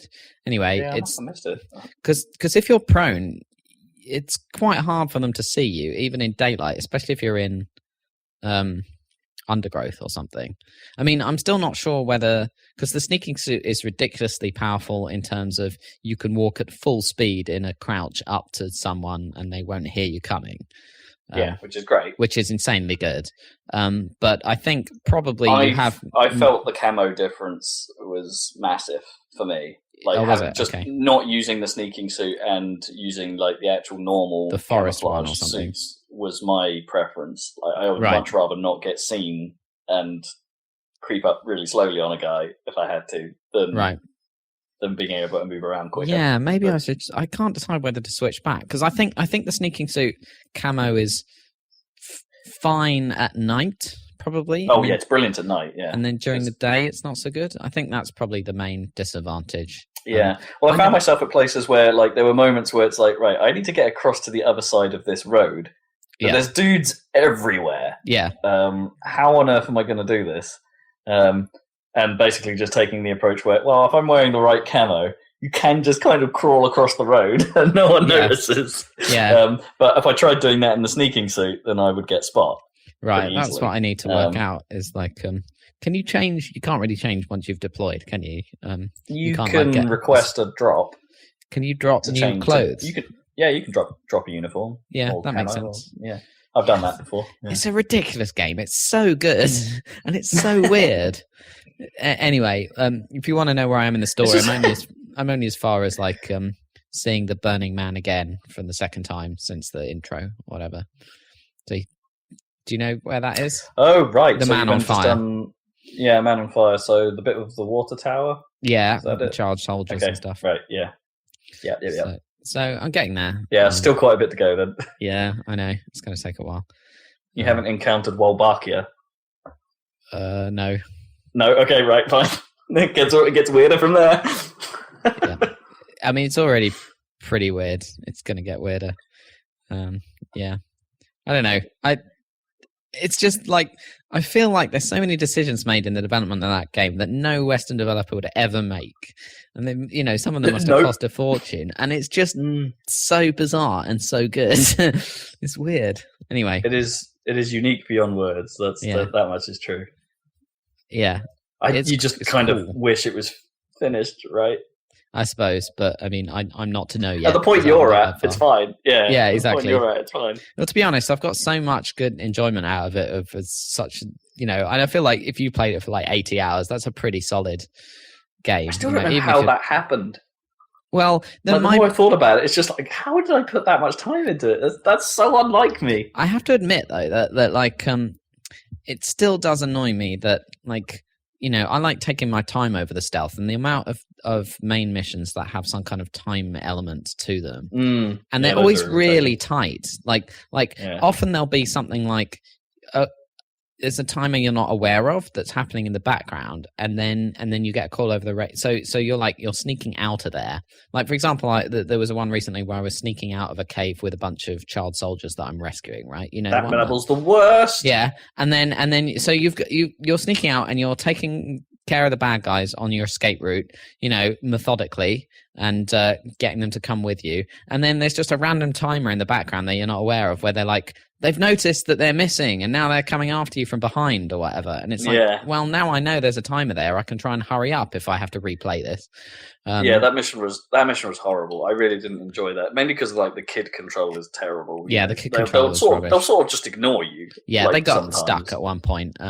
Yeah, and I had to like. I just ended up in a massive firefight. just like waiting for the guys behind me to catch up so I could mow them down. Well, I'm still doing everything non-lethal, so yeah. So I was racing forward and tranking everyone I possibly could, and I wasn't going for melee because I might as well I had to supply drop in more tranks because I was running out. Yeah, I had to do quite a few ammo drops, I'm sure. Yeah, but I managed to get them out of there eventually. But yeah, for example, or there'll be a mission and you don't really know, but you really need D-Horse because there's going to be some vehicles and they're about to take off. Like there was one a few missions ago, which is like you have to find this transport truck or whatever, and it's being escorted by these tanks or whatever. You have to basically race the tanks along to find the truck, and then I got ahead of it real easy. If you wait too long, then they even leave the map, I discovered, or whatever. So I don't know. So I managed to get it the second time, but minor spoiler alert, I suppose. Is that the one with the skulls? Yeah, they jump out of the truck. Okay. Maybe that's dependent on your entry point or something. Because I never had a problem getting ahead of that and then having to wait around for ages in my chosen ambush point. Oh, you were waiting for them to arrive because then you can just like you can Fulton the truck or whatever. Even the tanks, I suppose. Where did you, because you can ambush them, I think, anywhere along the route. So I ended up sneaking into the airport and ambushing them. See, mine was I would ambush them quite near the end of their route, where there was basically a sort of lump, because they end up towards the oil field, right? Eventually, that's quite a long way. The oil refinery. No, it wasn't that far. It was, in my case, it was more towards the sort of middle of there's a big encampment in the middle of the map, kind of. Right. Okay. Sort of swampy looking place. It would be just in front of that. So there would be there was a stretch of road where it was quite empty, not a lot around, but there was a sort of raised area on one side of the road which you could get behind. Right. And it had enough little nooks and crannies that you could use to sort of temporarily hide yourself from baddies. When that sequence begins. If you put on the truck, do the skulls even appear? They do, because as soon as you go near it, they appear. Yeah, that's what I thought. But then, before you can Fulton it. So I just triggered them, Fultoned it immediately, and then got in a tank and drove off. Got in a tank, wow. I didn't think of that. That's because they're right there, escorting the thing. So, and then the skulls can't really hurt you when you're in the tank, so I just drove away from the mission area, and it ended the mission. Anyway, but that sort of thing, I like taking my time over stealth, obviously, and any time there's any kind of time pressure, which there seems to be quite often in this game, like it's always like tail the guy to find out where his boss is or whatever, and he's driving along in a Jeep or something, so you have to chase him with a D-Horse or whatever, then dismount and then do it again, and then and it's like I didn't use D-Horse very much, like past the first. By the time I could get everyone else, it's like I use D-Dog pretty much all the time. And of course, that's just it. Dismissing D-Dog is a bad idea. I much prefer having D-Dog or whatever, but like, how did you do that one, for example, where there's a Jeep? You immediately go to a village, and then the guy drives in a Jeep to the next village, and then takes another Jeep to the meeting point. Like I might have pilfered a Jeep. Oh right, and chased after him. Right. Yeah. I guess that makes sense. But you can't just peg it one after the Jeep. He's gonna. I don't know. Well, they don't drive that quick. No, I suppose maybe I could have done it by just pegging it. I mean, you do run pretty damn fast, and you don't run out of breath. I think you can upgrade that speed as well. If I can get my development, I might be able to. There's some stuff about if you have like members of your team that are. I could never figure out, like, some of your staff members had like passives that meant that often had something like, if they're deployed to the combat unit, you'll get greater climbing speed or something, or greater sprinting speed. Or I didn't know if that meant, like, if they're just in the combat unit in general, that any, like, Snake or whoever gets that ability subtly, or if, I didn't know what that, or if you had to deploy as that person, because you can do that in some cases. You can do that, yeah. It's so weird. You can do so much weird stuff. I don't know. Like, did you know that you can change the color of Mother Base? Yep, I did that straight away. I made it white. You made it white. Okay. I made it glacial. Yeah, very nice. Yeah, it's just it's a mental game. Mental, and ridiculous. I was a little disappointed that there weren't more posters to stick on my box. If I'm honest, like, there's not that many. Well, there's a few, aren't there? There's like 7. Or right.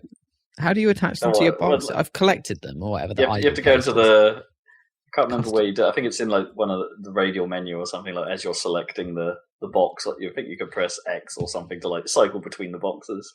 Oh right, okay. Oh, that's cool. I usually accidentally activate the box when I don't mean to. Yeah, I don't use it that much. I should use. Yeah, the they box. don't like the appearance of the box. It falling from the sky. No. That attracts attention. Yeah. It's so dumb. Such a weird I game. didn't do enough sledding down hills in the box. Like all this stuff, like I would quite like because like Splinter Cell was trying to do all those Tom Clancy games, whether they be Splinter Cell, which is the stealth one, or Rainbow Six, which is the tactical shooter, etc. They're trying to do a kind of Tom Clancy style plot, which is like, obviously they're not as good as an actual Tom Clancy novel or whatever, but the idea is it's like grounded in reality, right? And it's like real, potential near future political scenarios and potential, and actual weapons and units and tactics, etc. And I think I would quite like a stealth game that was anywhere near as good as this, that was actually grounded in some kind of reality rather than being completely insane. But I appreciate the insanity of Metal Gear. But do you know what I mean? It would be I quite like that kind of verisimilitude or whatever you call it. Like I feel like as long as the rules are consistent, I don't care what you do in a stealth game, right? It's like I think that might be why Metal Gear gelled with me so well compared to like a Splinter Cell or even an Assassin's Creed to some degree. That it's just like, because it's so balls out nuts and it has these not realistic but somewhat consistent rules. In terms of the being spotted and all that. And, the alert statuses and all that stuff. That made that fun. For me. Like it doesn't have to be realistic. It just has to have a set of rules that work. And you forget how mental it is that you're attaching balloons to dogs and shit all the time. You weirdly do. You totally forget. Just get, it just becomes normal, and then the world is beautiful. Like I'm coming around to Africa now. Like I think it is kind of. It's not as nice as Afghanistan. It's not as nice as Afghanistan, but I like it. I do like it, and especially the more lush areas, and the rain is nice as well. And the lighting can be nice. The thing is, I don't think it looks as good at night. No, it's a bit bland at night. It's a bit bland, but like there's been some areas like that mission where I just did. You have to go through a valley that's all misty, and that was that was kind of cool. That whole.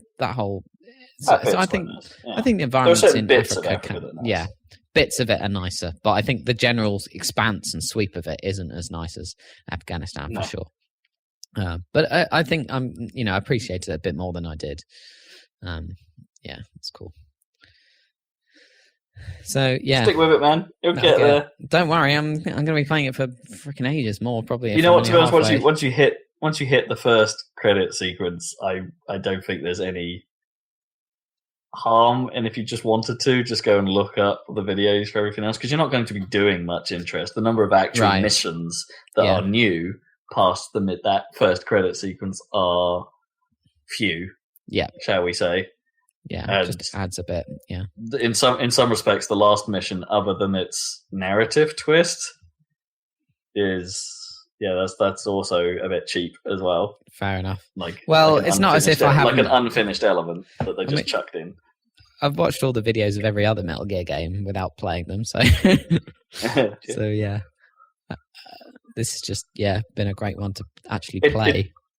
It entirely depends on whether you want to do like those the harder versions of the missions. Thing is, I would be into doing that. I reckon, especially in the Fine, then keep going. There's nothing stopping you. Well, the thing is, I don't want to do it depends on the mission. Like if they're the stealth missions or whatever, and it's like sneak into a base, but you don't have backup or you don't have the trank pistol or something. Subsistence are the nasty ones where you start with nothing. Right. And you have to find everything as you go. Okay. But that kind of sounds cool. Whereas, like, what I don't want to do is like, kill loads of tanks missions. With like. I mean, tolerances. there's a couple of those. There's a couple of you have to do those again because that's not fun. I don't find that as much fun. There's one in particular that's pretty difficult and isn't that. Well, it's okay. To do with quiet storyline. That is, it's a standalone mission. So there's some new stuff with that. Yeah. Which I honestly don't know how you're going to do without murdering dudes. Well, that's just it. If it gets to the point where I can't realistically do it without killing people, then I might just say this is dumb because I for some reason I'm sticking to the Deus Ex kind of don't kill people thing. I always go for the no kills. There are some circumstances where I don't know how you're going to do that. Yeah. Especially given that you're probably going to be shooting 1 billion tanks. The tanks thing, apparently tanks don't count. As killing. Yeah, which is dumb because they should. But then, if you blow up a tank with an RPG, you don't get any kills, which is, anyway. Yeah, it's weird. But yeah, try not to murder things. Good advice. Try not to murder things. Just in general. Well, I just think it's a more fun thing in stealth to like, I mean, I prefer sneaking up on people, if possible, to even tranking them. But you need the trank because there's too many people in a room or whatever, or it's just not actually possible to lure them out one by one or whatever. Like, I mean, maybe in subsistence mode or whatever, you have to do that. But it gets to the point where, it's quite hard to just. Because the trouble is, what I used to do in Splinter Cell more, and it's quite, you don't move very fast. Once you've grabbed someone, I used to grab someone and then like drag them away, basically, and then deal with them. But you move so slow. That's real hard in this. Yeah. I wish you could like drag someone, kicking and screaming while you're holding your hand over their mouth or whatever, away faster into a dark corner where you could deal with them. That would be cooler. Yeah, they don't have to not walk with you, I guess. Yeah, because they kind of walk with you, which looks weird because they probably wouldn't. It'd be better if there was an animation where you were just dragging them away, Maybe, but there is that too. And it's like, even if once you've knocked someone out, even the drag of moving someone's body. Oh, no, wait. I think. No, can you do that? I don't know. I always have to pick them up and put them on my back. Yeah, I think you're right.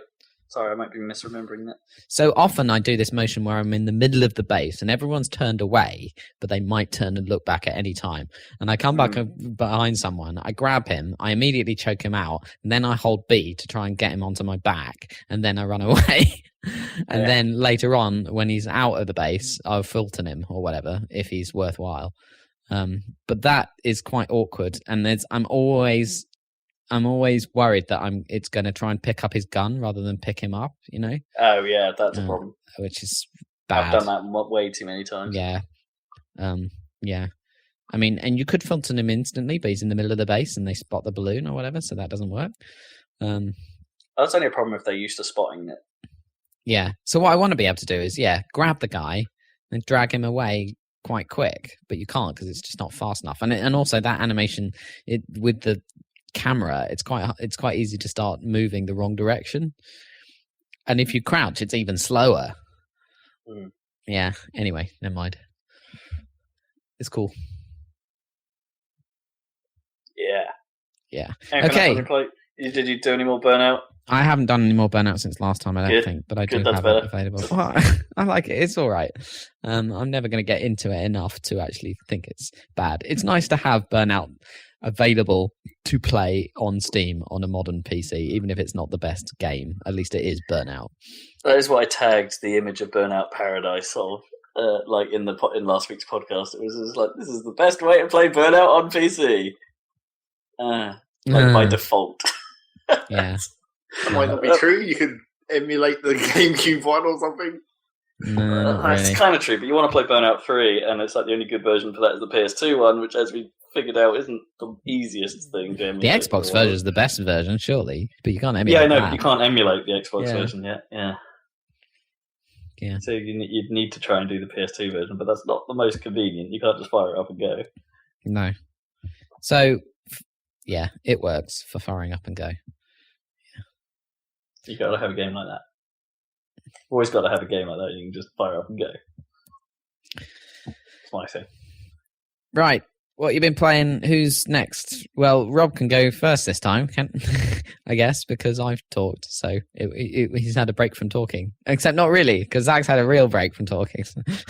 So maybe we should go. He has important things to say. Okay. Go on then. Let's see. Where do we begin? Let's start with the big guns. Let's go all in. Let's not do what I normally do and go for the little piddlers first. Let's go straight to the show. Starfox Zero came out. Whoa, did you buy it? I have a copy of Starfox Zero. Right, okay. I was properly hyped. Probably the last serious Wii U game release. Probably, yeah. Yeah. Apart from maybe Zelda. Maybe Zelda, yeah. That's so going to be a cross-platform release. We always said it was. Yeah. It has to be at this point.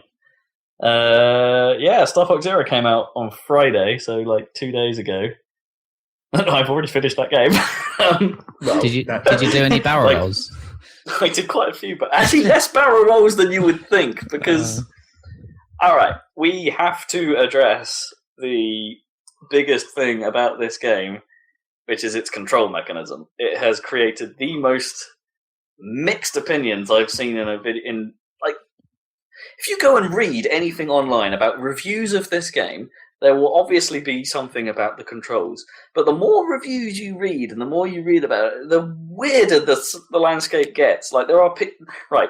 If you want to see an example on how not to write a game review, check out Polygon. They wrote what is possibly the most shameful bit of game reviewing that I've ever seen, and that it's just they refused to review the game because the reviewer couldn't wrap his head around the controls. Right. He just basically outright said, "I can't do this." I can't do, and he gave no real good reason for it at all. And I'm sitting here having now played the game, going, "Cry some more." It's like I may have a slight advantage having played a lot of Splatoon. Yeah. And I don't think the motion controls are bad. Like, I don't think they're entirely necessary. And quite a lot of the game feels like it's desperately trying to justify the Wii U's hardware. Just not what you want in the late stage of. No, it does feel a bit strange that it's now. Like, if Star Fox was a launch game, that would sit a lot better, I think. Right. But as it stands right now, that is a bit strange. But and they're just not as bad as like I think everyone's making out. People to say it's a learning curve. And it's new, I'll give it that. And the 2-screen thing is a little odd and a little hard to get used to at first, which isn't helped by some of the game's camera decisions on the main screen at times, where it just takes control away from you and likes to produce what it calls target view, but it's forced rather than optional, where it just focuses on a single object. So you're forced to kind of use the cockpit view on the gamepad to figure out exactly what you're shooting at. That's a problem, but for the most part, it kind of works.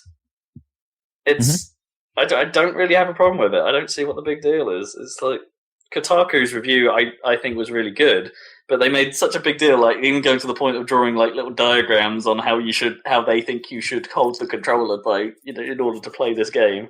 Like you need to recline perfectly and have your leg in such a way that you can rest the control on it and wiggle it about based on the angle of your leg or something. It's like, no, it's really not that bad. I don't get it. I don't get it at all. Like the parallel my brain wants to draw is that did anyone really kick up that much of a fuss when Metroid Prime did its weird control thing? I mean, weird control things are Nintendo's bag, right? Yeah, totally. Metroid Prime wasn't a weird control thing. Are you talking about originally or the remake with the Wii? No, the controller-based one. Because it's the original one. It's super unique, right? No one has done that ever. But that's not. And no one did it again. That's not a weird thing out of like choice. That was a weird thing out of necessity. They had It's to a come up with a brilliant- control method to use the GameCube controller to do a could've first-person shooter. They Basically, could have just made a first-person shooter. Like, the they GameCube did. controller can do that, but they didn't. They did a lock-on with, like, that yeah, made... but that's because they knew the GameCube controller couldn't really do a first-person. No, you you don't could- use the C stick you don't use two sticks on the GameCube controller ever. Time ideally. Splitters 2. Yeah, and that was a really dodgy-ass It's first-person brilliant. shooter. There is nothing wrong with that control scheme on that controller. There is nothing wrong at all. Time Splitters 2 is great. 13 worked. 13 was an average game, but, it worked. To a rock.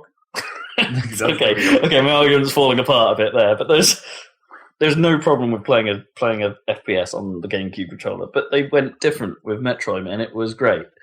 And, you could argue some of the control mechanisms they've used in some of their other games, like, right stick to hoover in Luigi's Mansion. Yeah, but that's not solving a problem of the, like, we want to make a first-person shooter, so we have to come up with a control scheme. We're making a game, so let's come up with a control scheme for that game. Yeah, so that's not actually the same problem. That's like the inverse of that problem.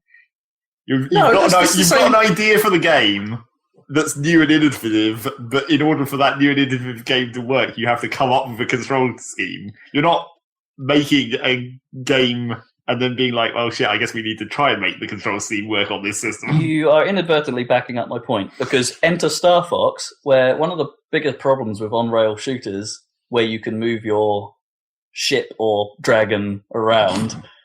ships or dragons. This is The two things that is pretty much it, rail right? shooters use. Where you can move your ship or dragon around.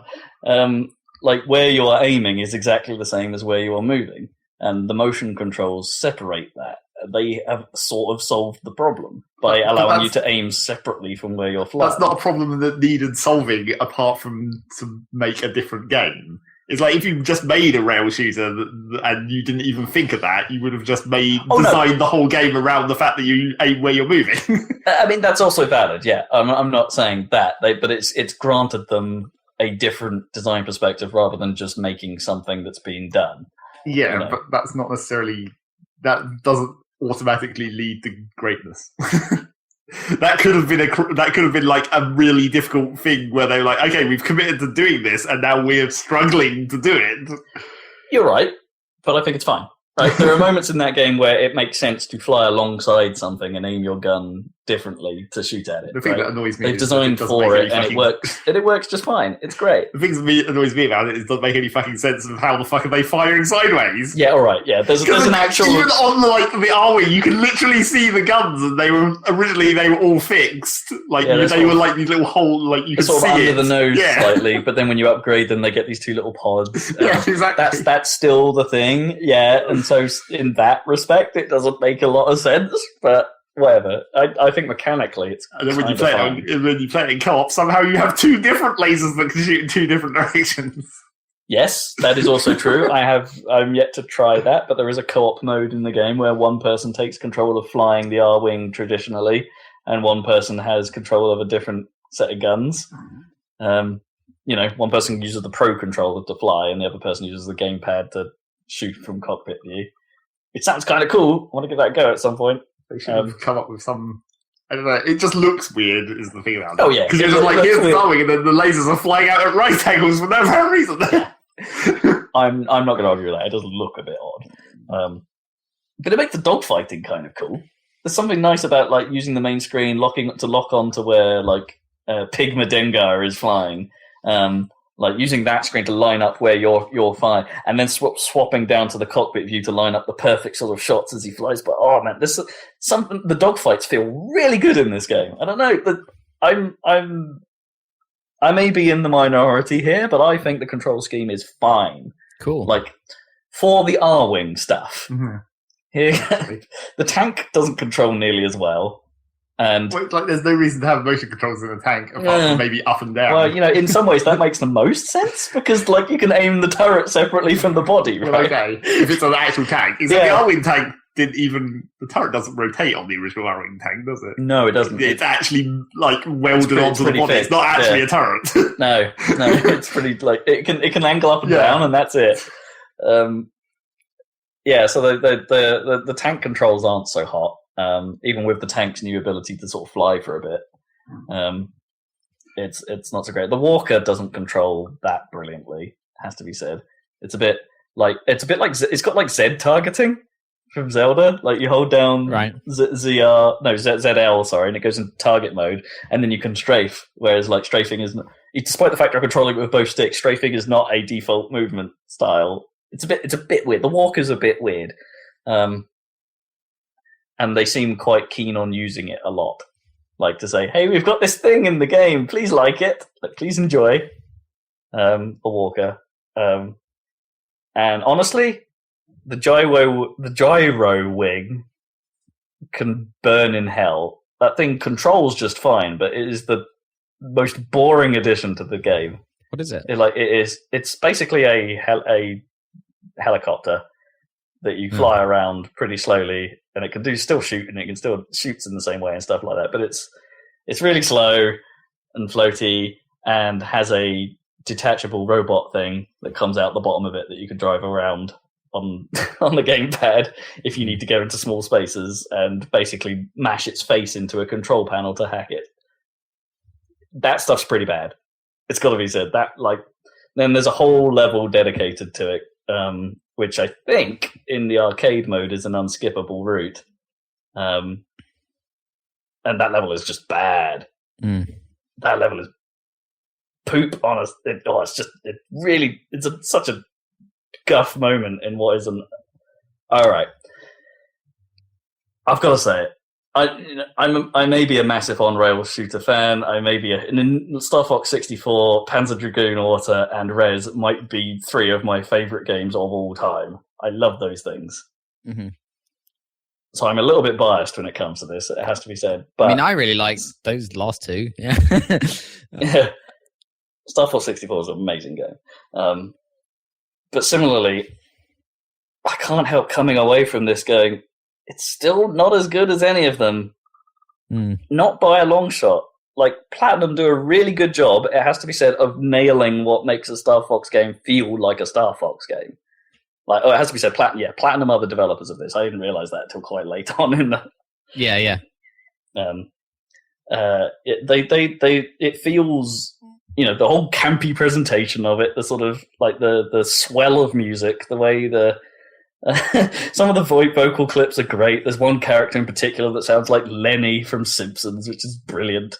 It's just like that. The whole setup of it, the terrible story, that kind of stuff is all that's Star Fox. They've got that 100% right. And all the R-Wing stuff, 100% right. That's great. There's just not enough of the R-Wing.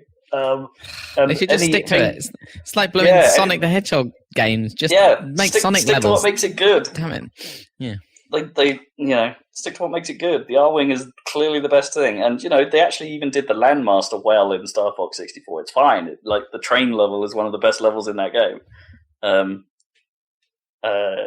It's probably a good thing they didn't decide to bring back the submarine. But, screw that thing. That level was way too slow. They kind of they give the impression that they get what makes Star Fox great, why people have such fond memories of the SNES and the 64 versions,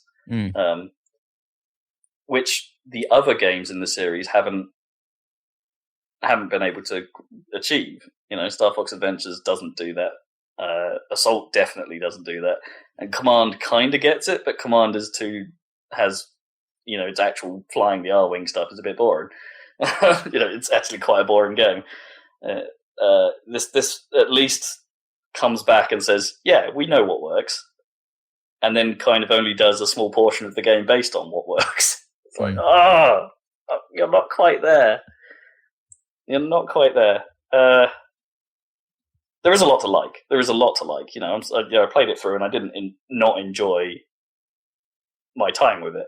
It doesn't take long to get through the campaign, and it turns out there are quite a few different routes you can take through it, of which I've only found a single secret exit, and there's definitely more routes to be taken through it, and I've only found one so far. And they try and go for the whole level replayability thing by giving you targets to hit, and like there's 5 medals associated with every level, and some of those are special conditions. Like you have to do this thing in this certain spot, or you have to collect these things, which may be hidden, to try and get you to replay sections, and they're mostly fine too. I really don't know where I'm going with this because I'm sort of mixed in some respects. It's like I don't quite know how to express how I feel about it yet. It's still early days. I'm going to keep going with it, obviously, because I've put like 5 hours into it over the last few days. Which isn't a lot. So yeah, we'll see how it goes. It's just there's something not sitting right about what they've added, and it's like it's not as varied as Star Fox 64. The mission structure seems a bit lackluster. It feels like Nintendo just couldn't throw as much money at it as they probably should have. Yeah, I mean, it's always felt, a little. You've walked away with thin. a little bit. Well, yeah, Star Fox is a short game, always has been. Totally, it's an arcade game. Yeah, but Star Fox 64 had a lot of paths, right? There's some of the joy in Star Fox 64 was the fact that it was you had to play that game in a single run. Mm-hmm. There's no going back to a mission and replaying it. You had to do it in one go, and going back to it a second time, having noticed something on your last run, going, "Oh, I wonder if I do that. Let's try that out on the next run." And a run would take you like an hour and a half, so it's it's not too bad to go and retry it again and do this one thing differently. And then, depending on the route you take, you'd go back to a mission that you'd done before, but something would be different because you came at it from a different route, and some of the things you'd see before would have been like... And I have no proof that any of that exists to that level thus far. I've just started on the arcade mode, which thankfully is one of those one-run modes, but you can save after each mission. You can't go back and retry. If you die, you die. Like you're out, and you've got to start again. So we'll see, and it just does give you a map of all the different routes that you can see, and be all like, okay, here's all the possibilities. You've got to figure out how to do them. So I'm hoping there's a lot of stuff there's some stuff in here that will tick that box for me to be all like, okay, that's cool. But for what I've been replaying so far, I haven't figured out what those things are. So I'm beginning to get skeptical. I didn't really spot many things during my first run through that, this is a different route I can take. I could try doing this differently. It wasn't spelt out, or I didn't think there were subtle hints like there perhaps were in 64. 64 is great for that stuff. Like, on the first level, if you fly through there's these little rock archways at one point in the level, and if you fly through them, Falco starts talking to you, saying, "Well, pretty smooth flying, Fox." Giving that little hint that you're potentially doing something. Yeah, but that's not. And then if you do all of that and you fly through all these hoops and you get through all of them, including a little tricky bit with a bit of braking, he then takes you down a separate path, and the whole game then swaps into this alternate route, and you're like, "That's brilliant."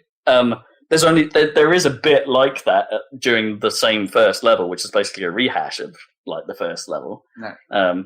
The whole game is basically like a reimagining. It's not a sequel. It's like how Star Fox 64 was to the SNES version, right? It's a remake in the loose sense. Except it doesn't make sense from like the story. No. They reference the things that already happened in the other game that didn't happen because they don't.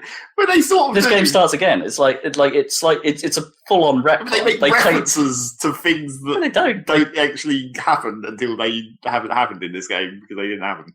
No, they don't. It's a full-on retcon. Like the story starts. You haven't seen it all yet. I have. I've seen the main campaign. Like I've seen the entire main campaign now. Like, I mean, even at the start, they're practically. I mean, technically, they're referencing a game that they're referencing time before the game, and they're like, "Oh, it's good to be back in Corneria and all this stuff." And it's like, they're only technically getting away with it because they have existed in there before in the universe. Before the universe. There's no problem with that. It's still basically referencing the old game. The whole prologue sets up to be all like, "Oh yeah, like the war has been going on for a bit.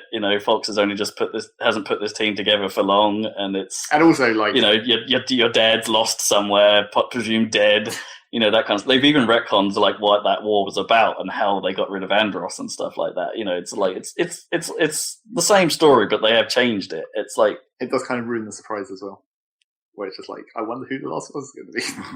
But there is no surprise. You know from the start it's going to be Andros. Yes, but you don't know specifically, Well, no, there may be a different route. I mean, this was the thing about Star Fox 64. Like, you take a different route and he turns into a totally different form. For some reason.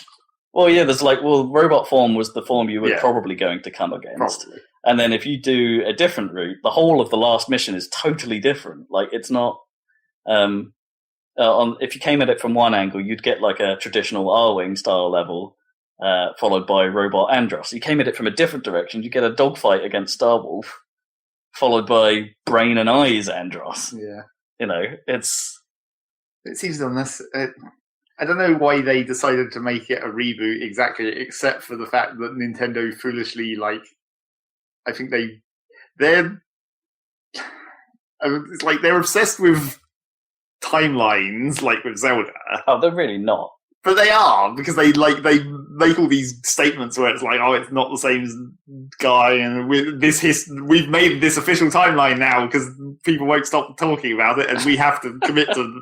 So, basically, now that they've started down that path, they've done the same thing for Starfox, where now we've made this separate universe of Starfox, which is probably going to be separate. Because, when you come disagree completely. This has no regard for the previous games at all. It does some of the stuff that has happened in the previous games, and then puts a twist on it. But it's like remaking a film. You're trying to tell the same story, but you're doing it differently. You're putting a new spin on it. A new director's got his hands on it and wants to do some stuff. So like Star Wars, where it's exactly the same story again. Kinda. Well, that's an example of doing it well. At least this time around. Well, arguably. I've got like I'm saying, I've got no problem with them doing the referential stuff. I've got no problem with them retconning the series and starting again. I just have a bit of a problem with what can only be described as average level design in spots, and the variety of the game not hitting the variety highs of Star Fox 64. Like, where's my level where I can only use bombs because everything is made out of some ridiculous armor that lasers can't pierce? Like, where's my train level where I have to shoot the switches, where it's suggested that I have to shoot all the switches to get the good result and skip a boss fight? Where's my searchlight? Oh, that's the same level as the bomb level. Like, the searchlights are kind of referenced, but that's kind of bad because it's a gyro wing level. Where's my lava level? Where's my underwater level? That game has variety coming out the wazoo, and this does not. It's like, here's my 5th space level. Well, there were a lot of space levels in 64 as well, but it's like... In some ways, that's also a good thing, because it's just like you're not having the standard level tropes of every game ever. Water level, ice level, fire level. there is an ice level, but there wasn't an ice level in 64, and it's not brilliant now. It's okay. But it's like, honestly, it's like Star Fox. It doesn't matter what fucking level you're on because you're in a goddamn spaceship. Space is inherently a much more dangerous environment than any other environment you can possibly be. Sure, but they used it to create interesting things in which you fly through. Yeah, right? I mean it doesn't matter the environment. It's more like a tunnel. It's like what you want is actually different types of tunnel. Okay, so here's the next wrinkle. There are no tunnel-based bosses in the game. Every boss in the game is an all-range mode boss. Yeah. Which I find a little odd. Like, they seem to really like all-range mode in this. Well, it's and because the tunnel stuff is use the gamepad. Yeah, again, that is a problem. Like, and I alluded to that earlier. That it feels like the game is really trying to sell you on its concept. Yep. And it doesn't need to. It's at its best when it's being... It's best when it's not doing that. Yeah, it's at its best when it's being Star Fox. That's the problem. Where it's just like they tried to shoehorn in a thing that didn't need to be there. And let's be honest, when it's being Star Fox, it is really good. Like, when it's doing that, some people say that, the first space level is a bit lackluster, but, the actual approach is pretty great. Like, you're going through... It's the fleet battle. Like, the classic... The second level is always like the fleet battle, and I know it's like an asteroid field in the SNES one, but whatever. But yeah, it's like there's a fleet battle going on around you, and I think the secret to that would be make sure no one friendly gets blown up. I think. I haven't managed to pull that off yet. but yeah, you're sort of going for this stuff happening all around it. When the actual game like plays a lot faster than Star Fox 64, the SNES one does, which is partly due to the fact that it probably can running at 60 rather than the 30 sub 30 that the N64 was kicking out, and whatever the hell the frame rate was that the SNES produced. Everything's a lot faster, which feels great. I think that's the right choice to make. It's a very platinum choice to make. Let's put it that way. So yeah, those scenes where you're actually traveling down a corridor and doing stuff, and it feels fast, it feels frenetic, it feels good. You switch to all range mode, and then it feels like okay, now the game's having to slow down quite a lot to have you deal with the open space and actually try and position yourself so you can shoot the things you want to shoot. Well, yeah, everyone knows that that's the classic problem with dog. Particularly, it's particularly made a lot worse if there's targets on the ground, because everyone knows. Which they make a big deal of in this because of the fact you can now shoot down. Yeah, because everyone knows that you're you have to fly up in order to get enough height, so when you're flying down, you don't crash into the ground before you shot the thing you're trying to shoot. It's like, everyone knows that's bad. Don't do it. But then they do. And it's just like, even with this motion control solution that they think they have, it's not sufficient, really. Because even then, you're like, oh, I've flown past the thing, now I have to turn around. Yeah, which is never the best, which is why I prefer the tunnel stuff. Yeah, exactly. That's why they're called on-rail shooter, because it's on rails. It's not an all-range shooter. So it is scratching this itch I've had for a proper tunnel shooter, I suppose. But there's not enough of it. There's not enough of it. And boy, yeah, I have to say that the value proposition of this thing is god awful. Right? I bought the first print edition, naturally, which comes with a copy, which is a bit expensive. First print, like a book or something. Yeah, as if there's going to be a second run. Yeah, lol. But it does come bundled with the copy of Starfox Guard. Now, I've heard a lot of weird, although I haven't played it yet, but I've heard a lot of weird. I don't know what the situation is with who gets a copy of Starfox Guard. There's plenty of places that have been reporting saying if you buy a copy you'll just get Starfox Guard, which isn't true here. If you bought the base copy of Starfox Zero, you have to buy Starfox Guard as a download separately, but you might get a discount on it if you have Zero. But that might be. There's rumors that might be if you only bought the digital copy of Starfox Zero, that only that grants you the discount version of Starfox Guard. In the US, it might be a pack-in, but then I've seen other US things saying it's not a pack-in. I don't know what the hell's going on with this thing. It seems like the reviewers don't know what the hell's going on with this thing. Either way, the value proposition of this thing is pretty shit. Is what I'm trying to say. It's not good value for money. It doesn't feel like a full price game because of the amount of content that's in it. Which it's almost the suckiest thing about it. Actually, it's the worst. I may be having a good time with it, which I am. It's as negative as this review sounds. But at the same time, it's I can't get past the fact this is a full price game, and it feels like it should have been half this price, or a original Plants vs Zombies Garden Warfare style release. Not a slightly reduced price title.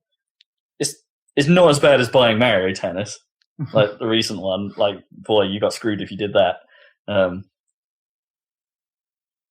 But it's not great. You need to do something, Inti. Too late. Unless this game gets supported like Splatoon does, which I doubt, because there's no multiplayer or anything like that in the game either, other than co-op mode. It is a little disappointing. It's I'm enjoying it, but it is disappointing.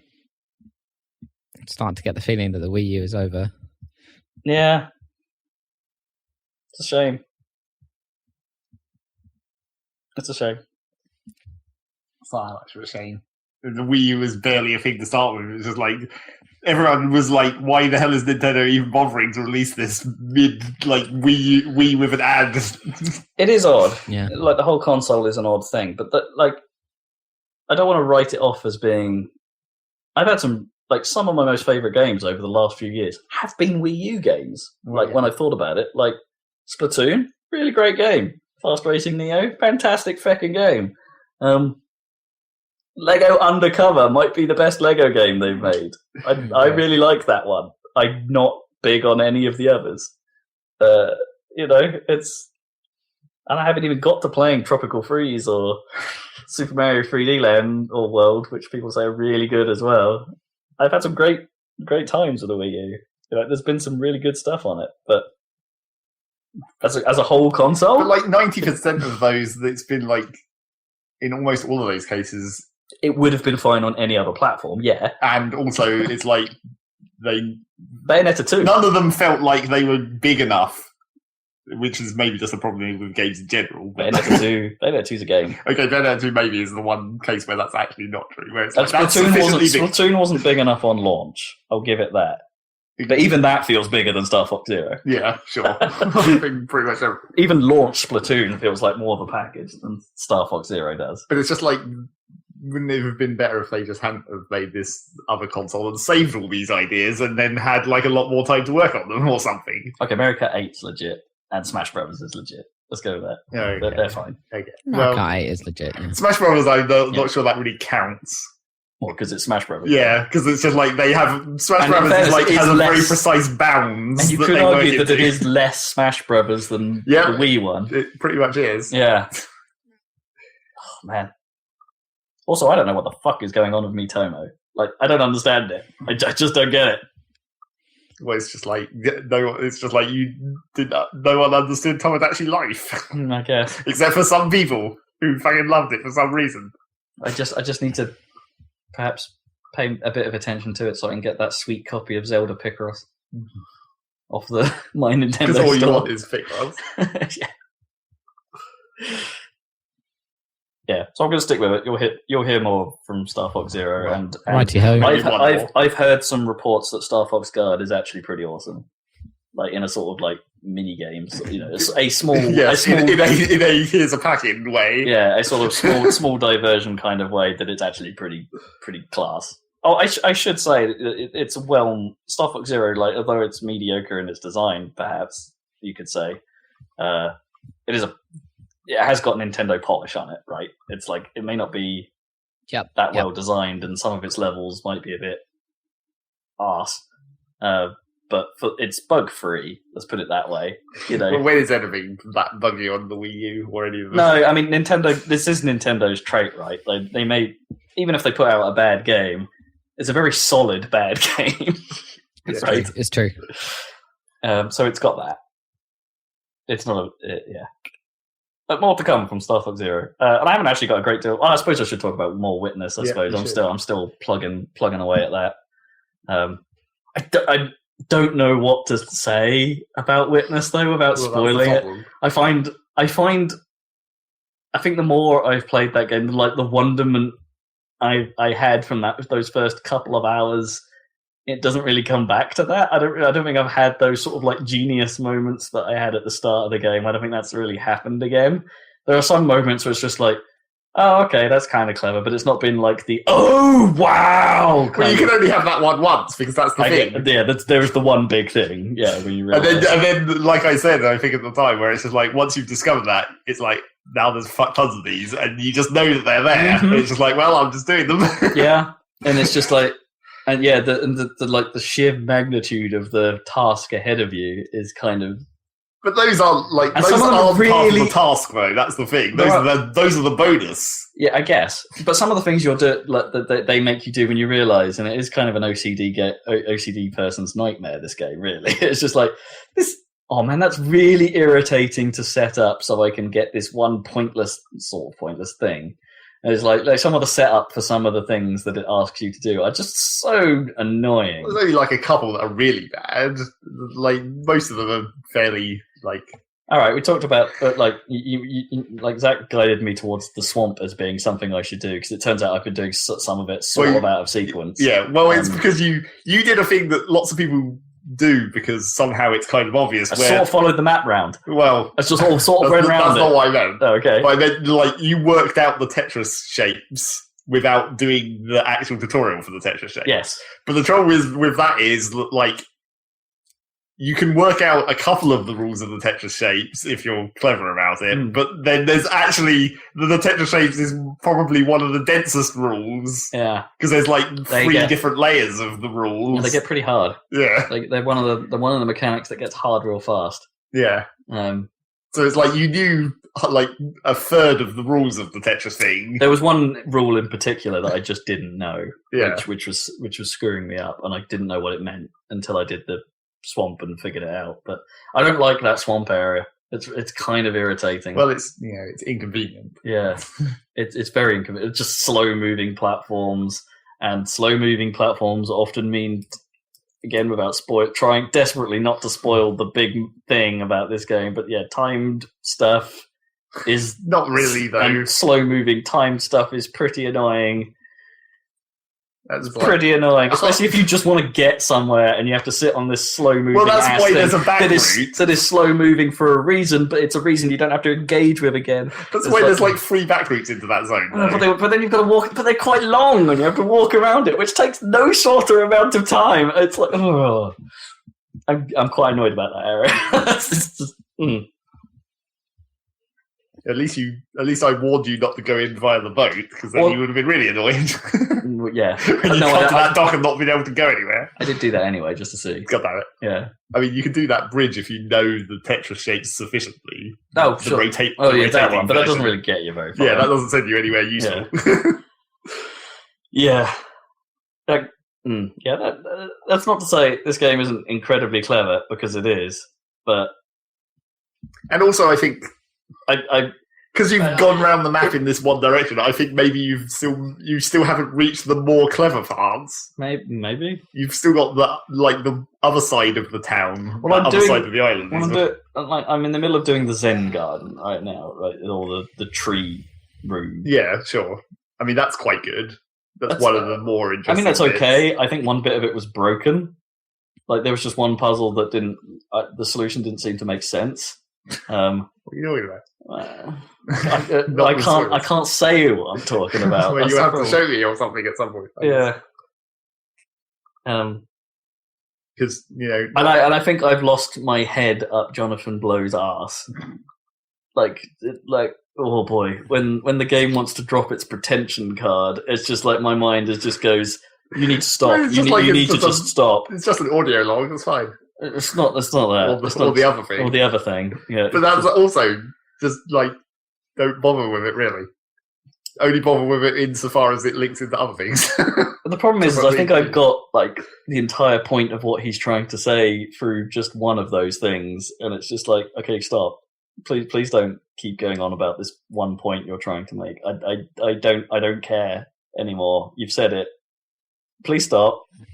I don't agree with you, crazy lady. So please stop. Well, those are just that. When I was looking at those things specifically, it was just like I just thought it was funny. I didn't care about. I understood the idea of it, and it was just like, let's just see where this goes, because it's really funny to watch this thing just go on forever. Why isn't? Yeah, no, I need to stop. There are things to be said about that cannot be said without spoiling that horribly. Like, oh boy. Yeah. So I've been playing it for I'm at 18 hours now, I think. Yeah. So you should do. And there's still a ton left to do. Well, the thing is that you need to make sure it's a thing that I did, but I didn't mind it. But I think you need to maybe do this in a different order slightly, which is that I intentionally didn't go up the mountain until I'd done all the lasers that I knew about, because it's really obvious. Yeah, I don't really want to. Yeah, I've sort of wandered halfway up and and then realised, no, I don't want to go here. I think that's maybe something you need to avoid. It's because you don't need to turn on every laser to go into the mountain. Yeah, that much is known. That much is known, but you wouldn't necessarily know that unless I told you that, unless you went up the mountain to see that fact. Oh right, I see. yeah, and I've not seen what would give that away. But then the sort of flip of that is that even though you don't have to turn on all the lasers, you probably do still want to see all the different mechanics, which is sort of inherently a function of turning on all the lasers. Yes, I've heard, because presumably, again, probably not a spoiler, probably kind of an expected part of a puzzle game, you need to use all that you've learnt to do some of the end stuff. like most of it, I guess. I don't really remember most of the end puzzles. Sure, that sounds. But it's like legit. So you sort of need to go to all the different zones, but you don't need to commit like 100% to all of the zones, I guess. You need to get into the mountain, is what I'm saying. Don't waste time trying to be a completionist before you've been into the mountain. We need to not waste time playing The Witness and actually just make a rail shooter. Why does nobody make rail shooters anymore? It's really annoying. Well, VR Crimson will probably Dragon. bring that back, won't they? Yep, very quickly. Crimson Dragon does not count. Don't worry, they will. Nobody makes them. Like, they're just not a thing. Even Rez is coming back, right? Yep. Yeah, but that's the same game. Yeah, fair enough. So but you know, lol. Yeah. Touche. So yeah, in The Witness, my problem when I'm thinking about you playing The Witness is you need to get into the mountain, but the trouble with that is that getting into the mountain isn't the end of the game that you need to see. You need to see like the second ending, and that's like a lot more work. Do you actually have to do everything to get this? No, you still don't have to do everything, but there's still more. Is this the challenge?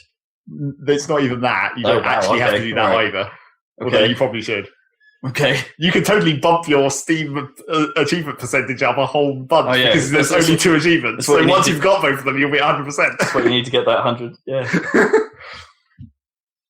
I still really like it, and I think my opinion of it has been decreasing the more of it I've played. Like I started off thinking, like good 5 hours in or something, I'm thinking this is a masterpiece, and it's like, yeah, I'm not so sure on that now. It's incredibly clever, but I don't think I'd rate it that highly.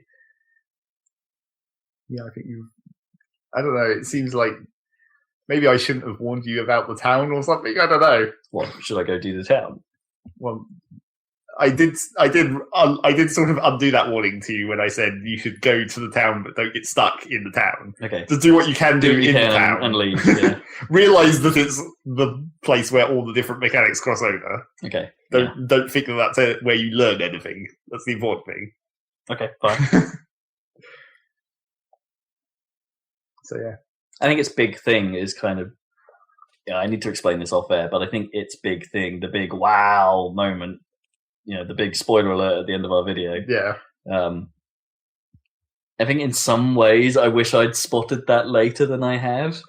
Yeah. Because it distracts me from perhaps enjoying what I'm supposed to be enjoying. I guess.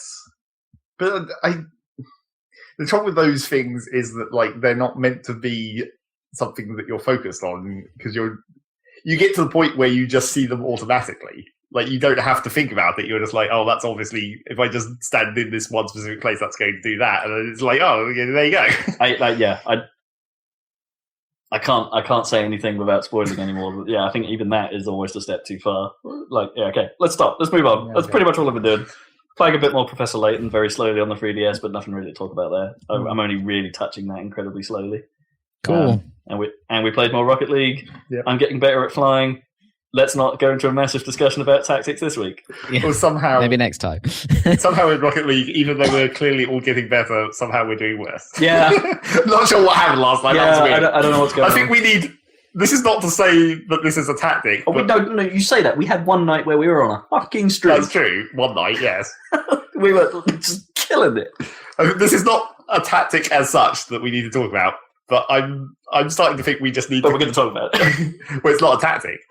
It's a meta tactic, I guess you could say. Right. Which is that I think we need to stop playing ranked after midnight. We should you're only play right. ranked up to midnight, and then if we want to continue playing, then move into non-ranked. You're probably right, yeah. Why? What happens at midnight? We just all get shit for some reason. Even me. Right. Even you! What?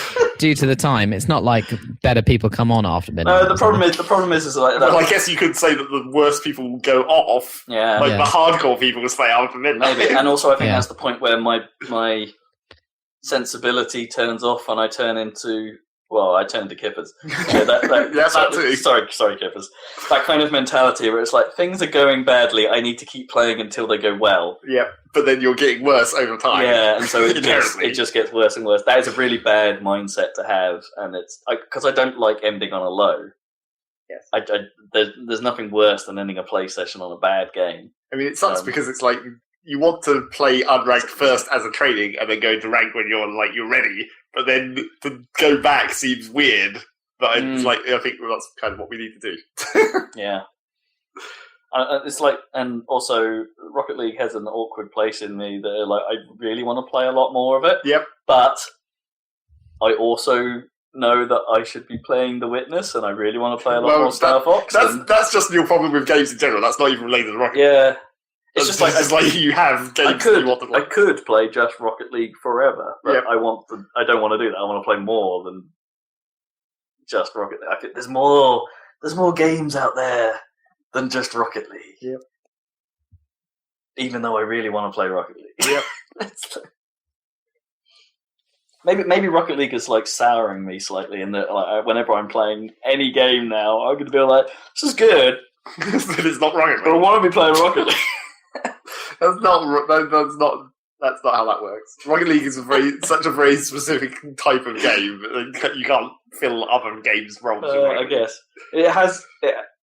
I do blame it for why I haven't touched Halo 5 since we started playing it. Really, like I fell off Halo 5 pretty quickly once we got properly into Rocket League. Well, because it feels the same. It's closer, but it's still not exactly the same thing. It's just like I mean. Theoretically, that would be like the Titanfall 2 hole would be where Halo would also fit. I guess, yeah. It's the multiplayer shooter hole, which theoretically would still be Team Fortress, but now on the PC, we've got Rocket League. Specifically, the multiplayer shooter hole that I have no one else to play with. Right? So that also doesn't help. So that's also in the same group as Splatoon for me and stuff like that. That doesn't help you continue to play Halo. No, it doesn't. It doesn't. You do stick with games that you have a crew for way more. That much is true. Anyway, move on. Zach, what you got? Well, I haven't been really. How are we doing time, Dan? Let's preempt Zach with how much. It doesn't matter because I don't have much to talk about anyway. So my timer says 14 seconds.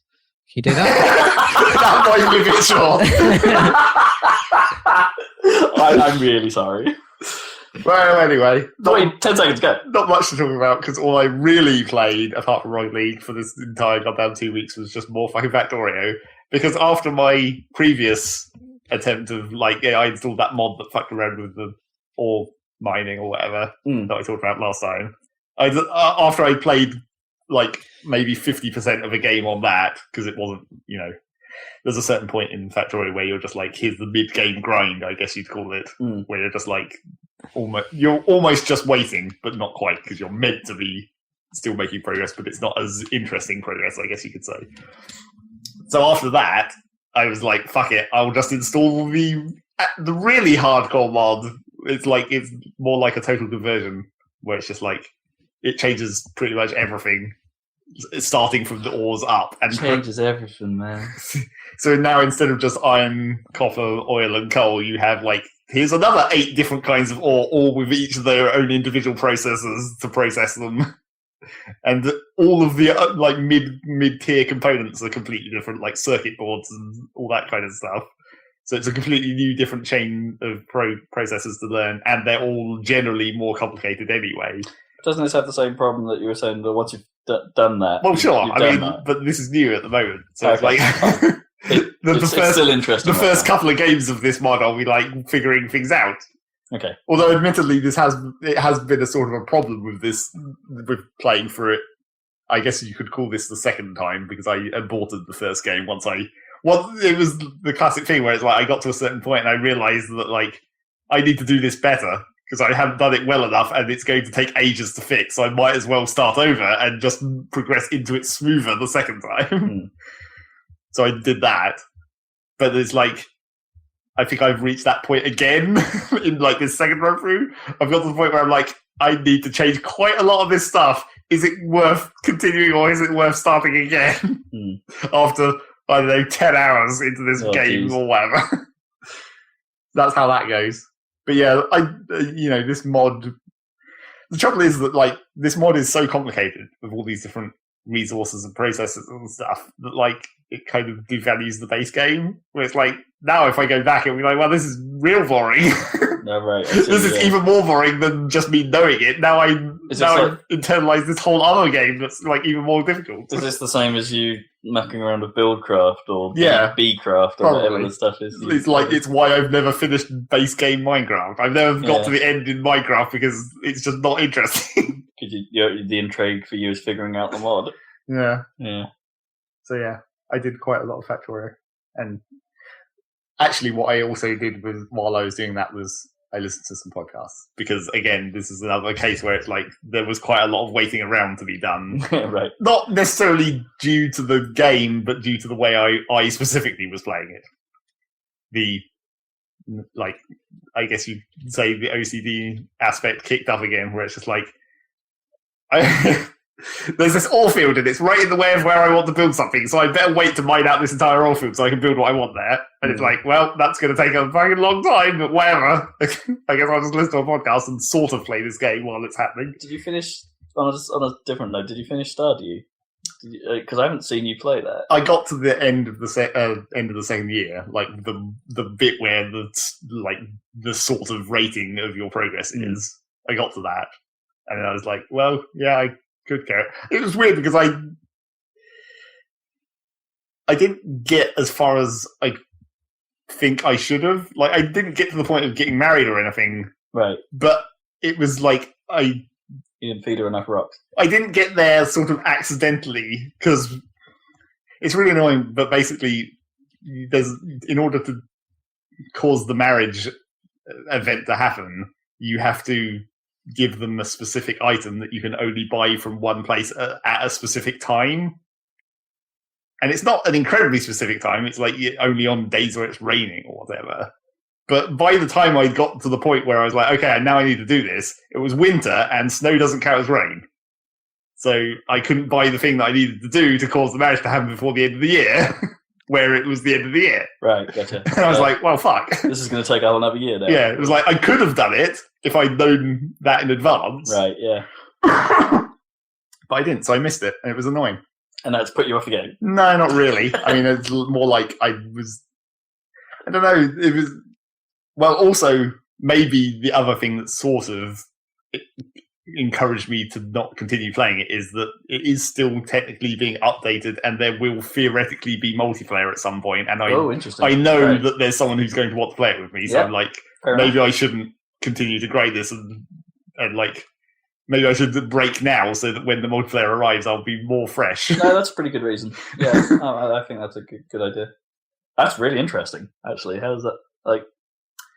Well, yeah, I mean, the interesting question about multiplayer in Stardew is like, will there be some kind of scaling for multiplayer? Like, what? Because normally in multiplayer games like that, in like more enemies or something. I don't know, but doesn't Whereas in Stardew, it's like, how can you make it harder? Surely with two people, you'll just be able to do twice as much stuff. Well, I really hope there's like some kind, like each player has like an individual like friendship rating, right, with the townspeople. Well, I think that's probably going to be but that you could use that to sabotage your other players' friend ratings in places to try and that could be kind of fun. But what I was thinking about is like, when you have two people playing the game and you both presumably live on the farm, does that inherently make you unable to have a marriage because you're automatically living with this other person?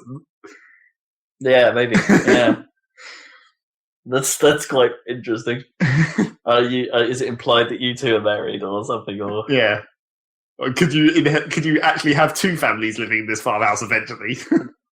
There would have, and I kind of hope there's actually like a reasonably dramatic shift in the mechanical requirements of the players.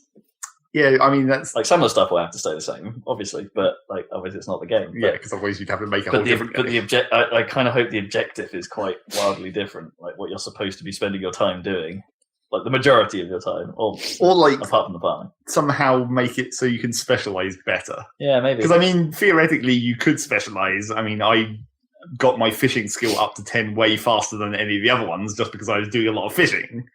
But it's still not difficult to get them all up to 10. Sure.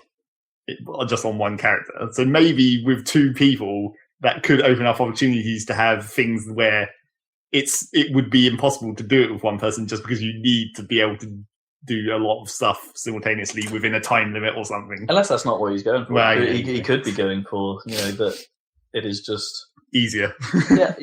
Maybe people realise that this is the kind. Maybe you got a lot of feedback saying, "Oh, this is the kind of game that I play with my girlfriend, right?" And we're having a good time, sort of sitting through this and doing this stuff. And it's like, well, why don't I make it a couch co-op game? Yeah, I guess for those sorts of people. I don't know. I guess we'll see.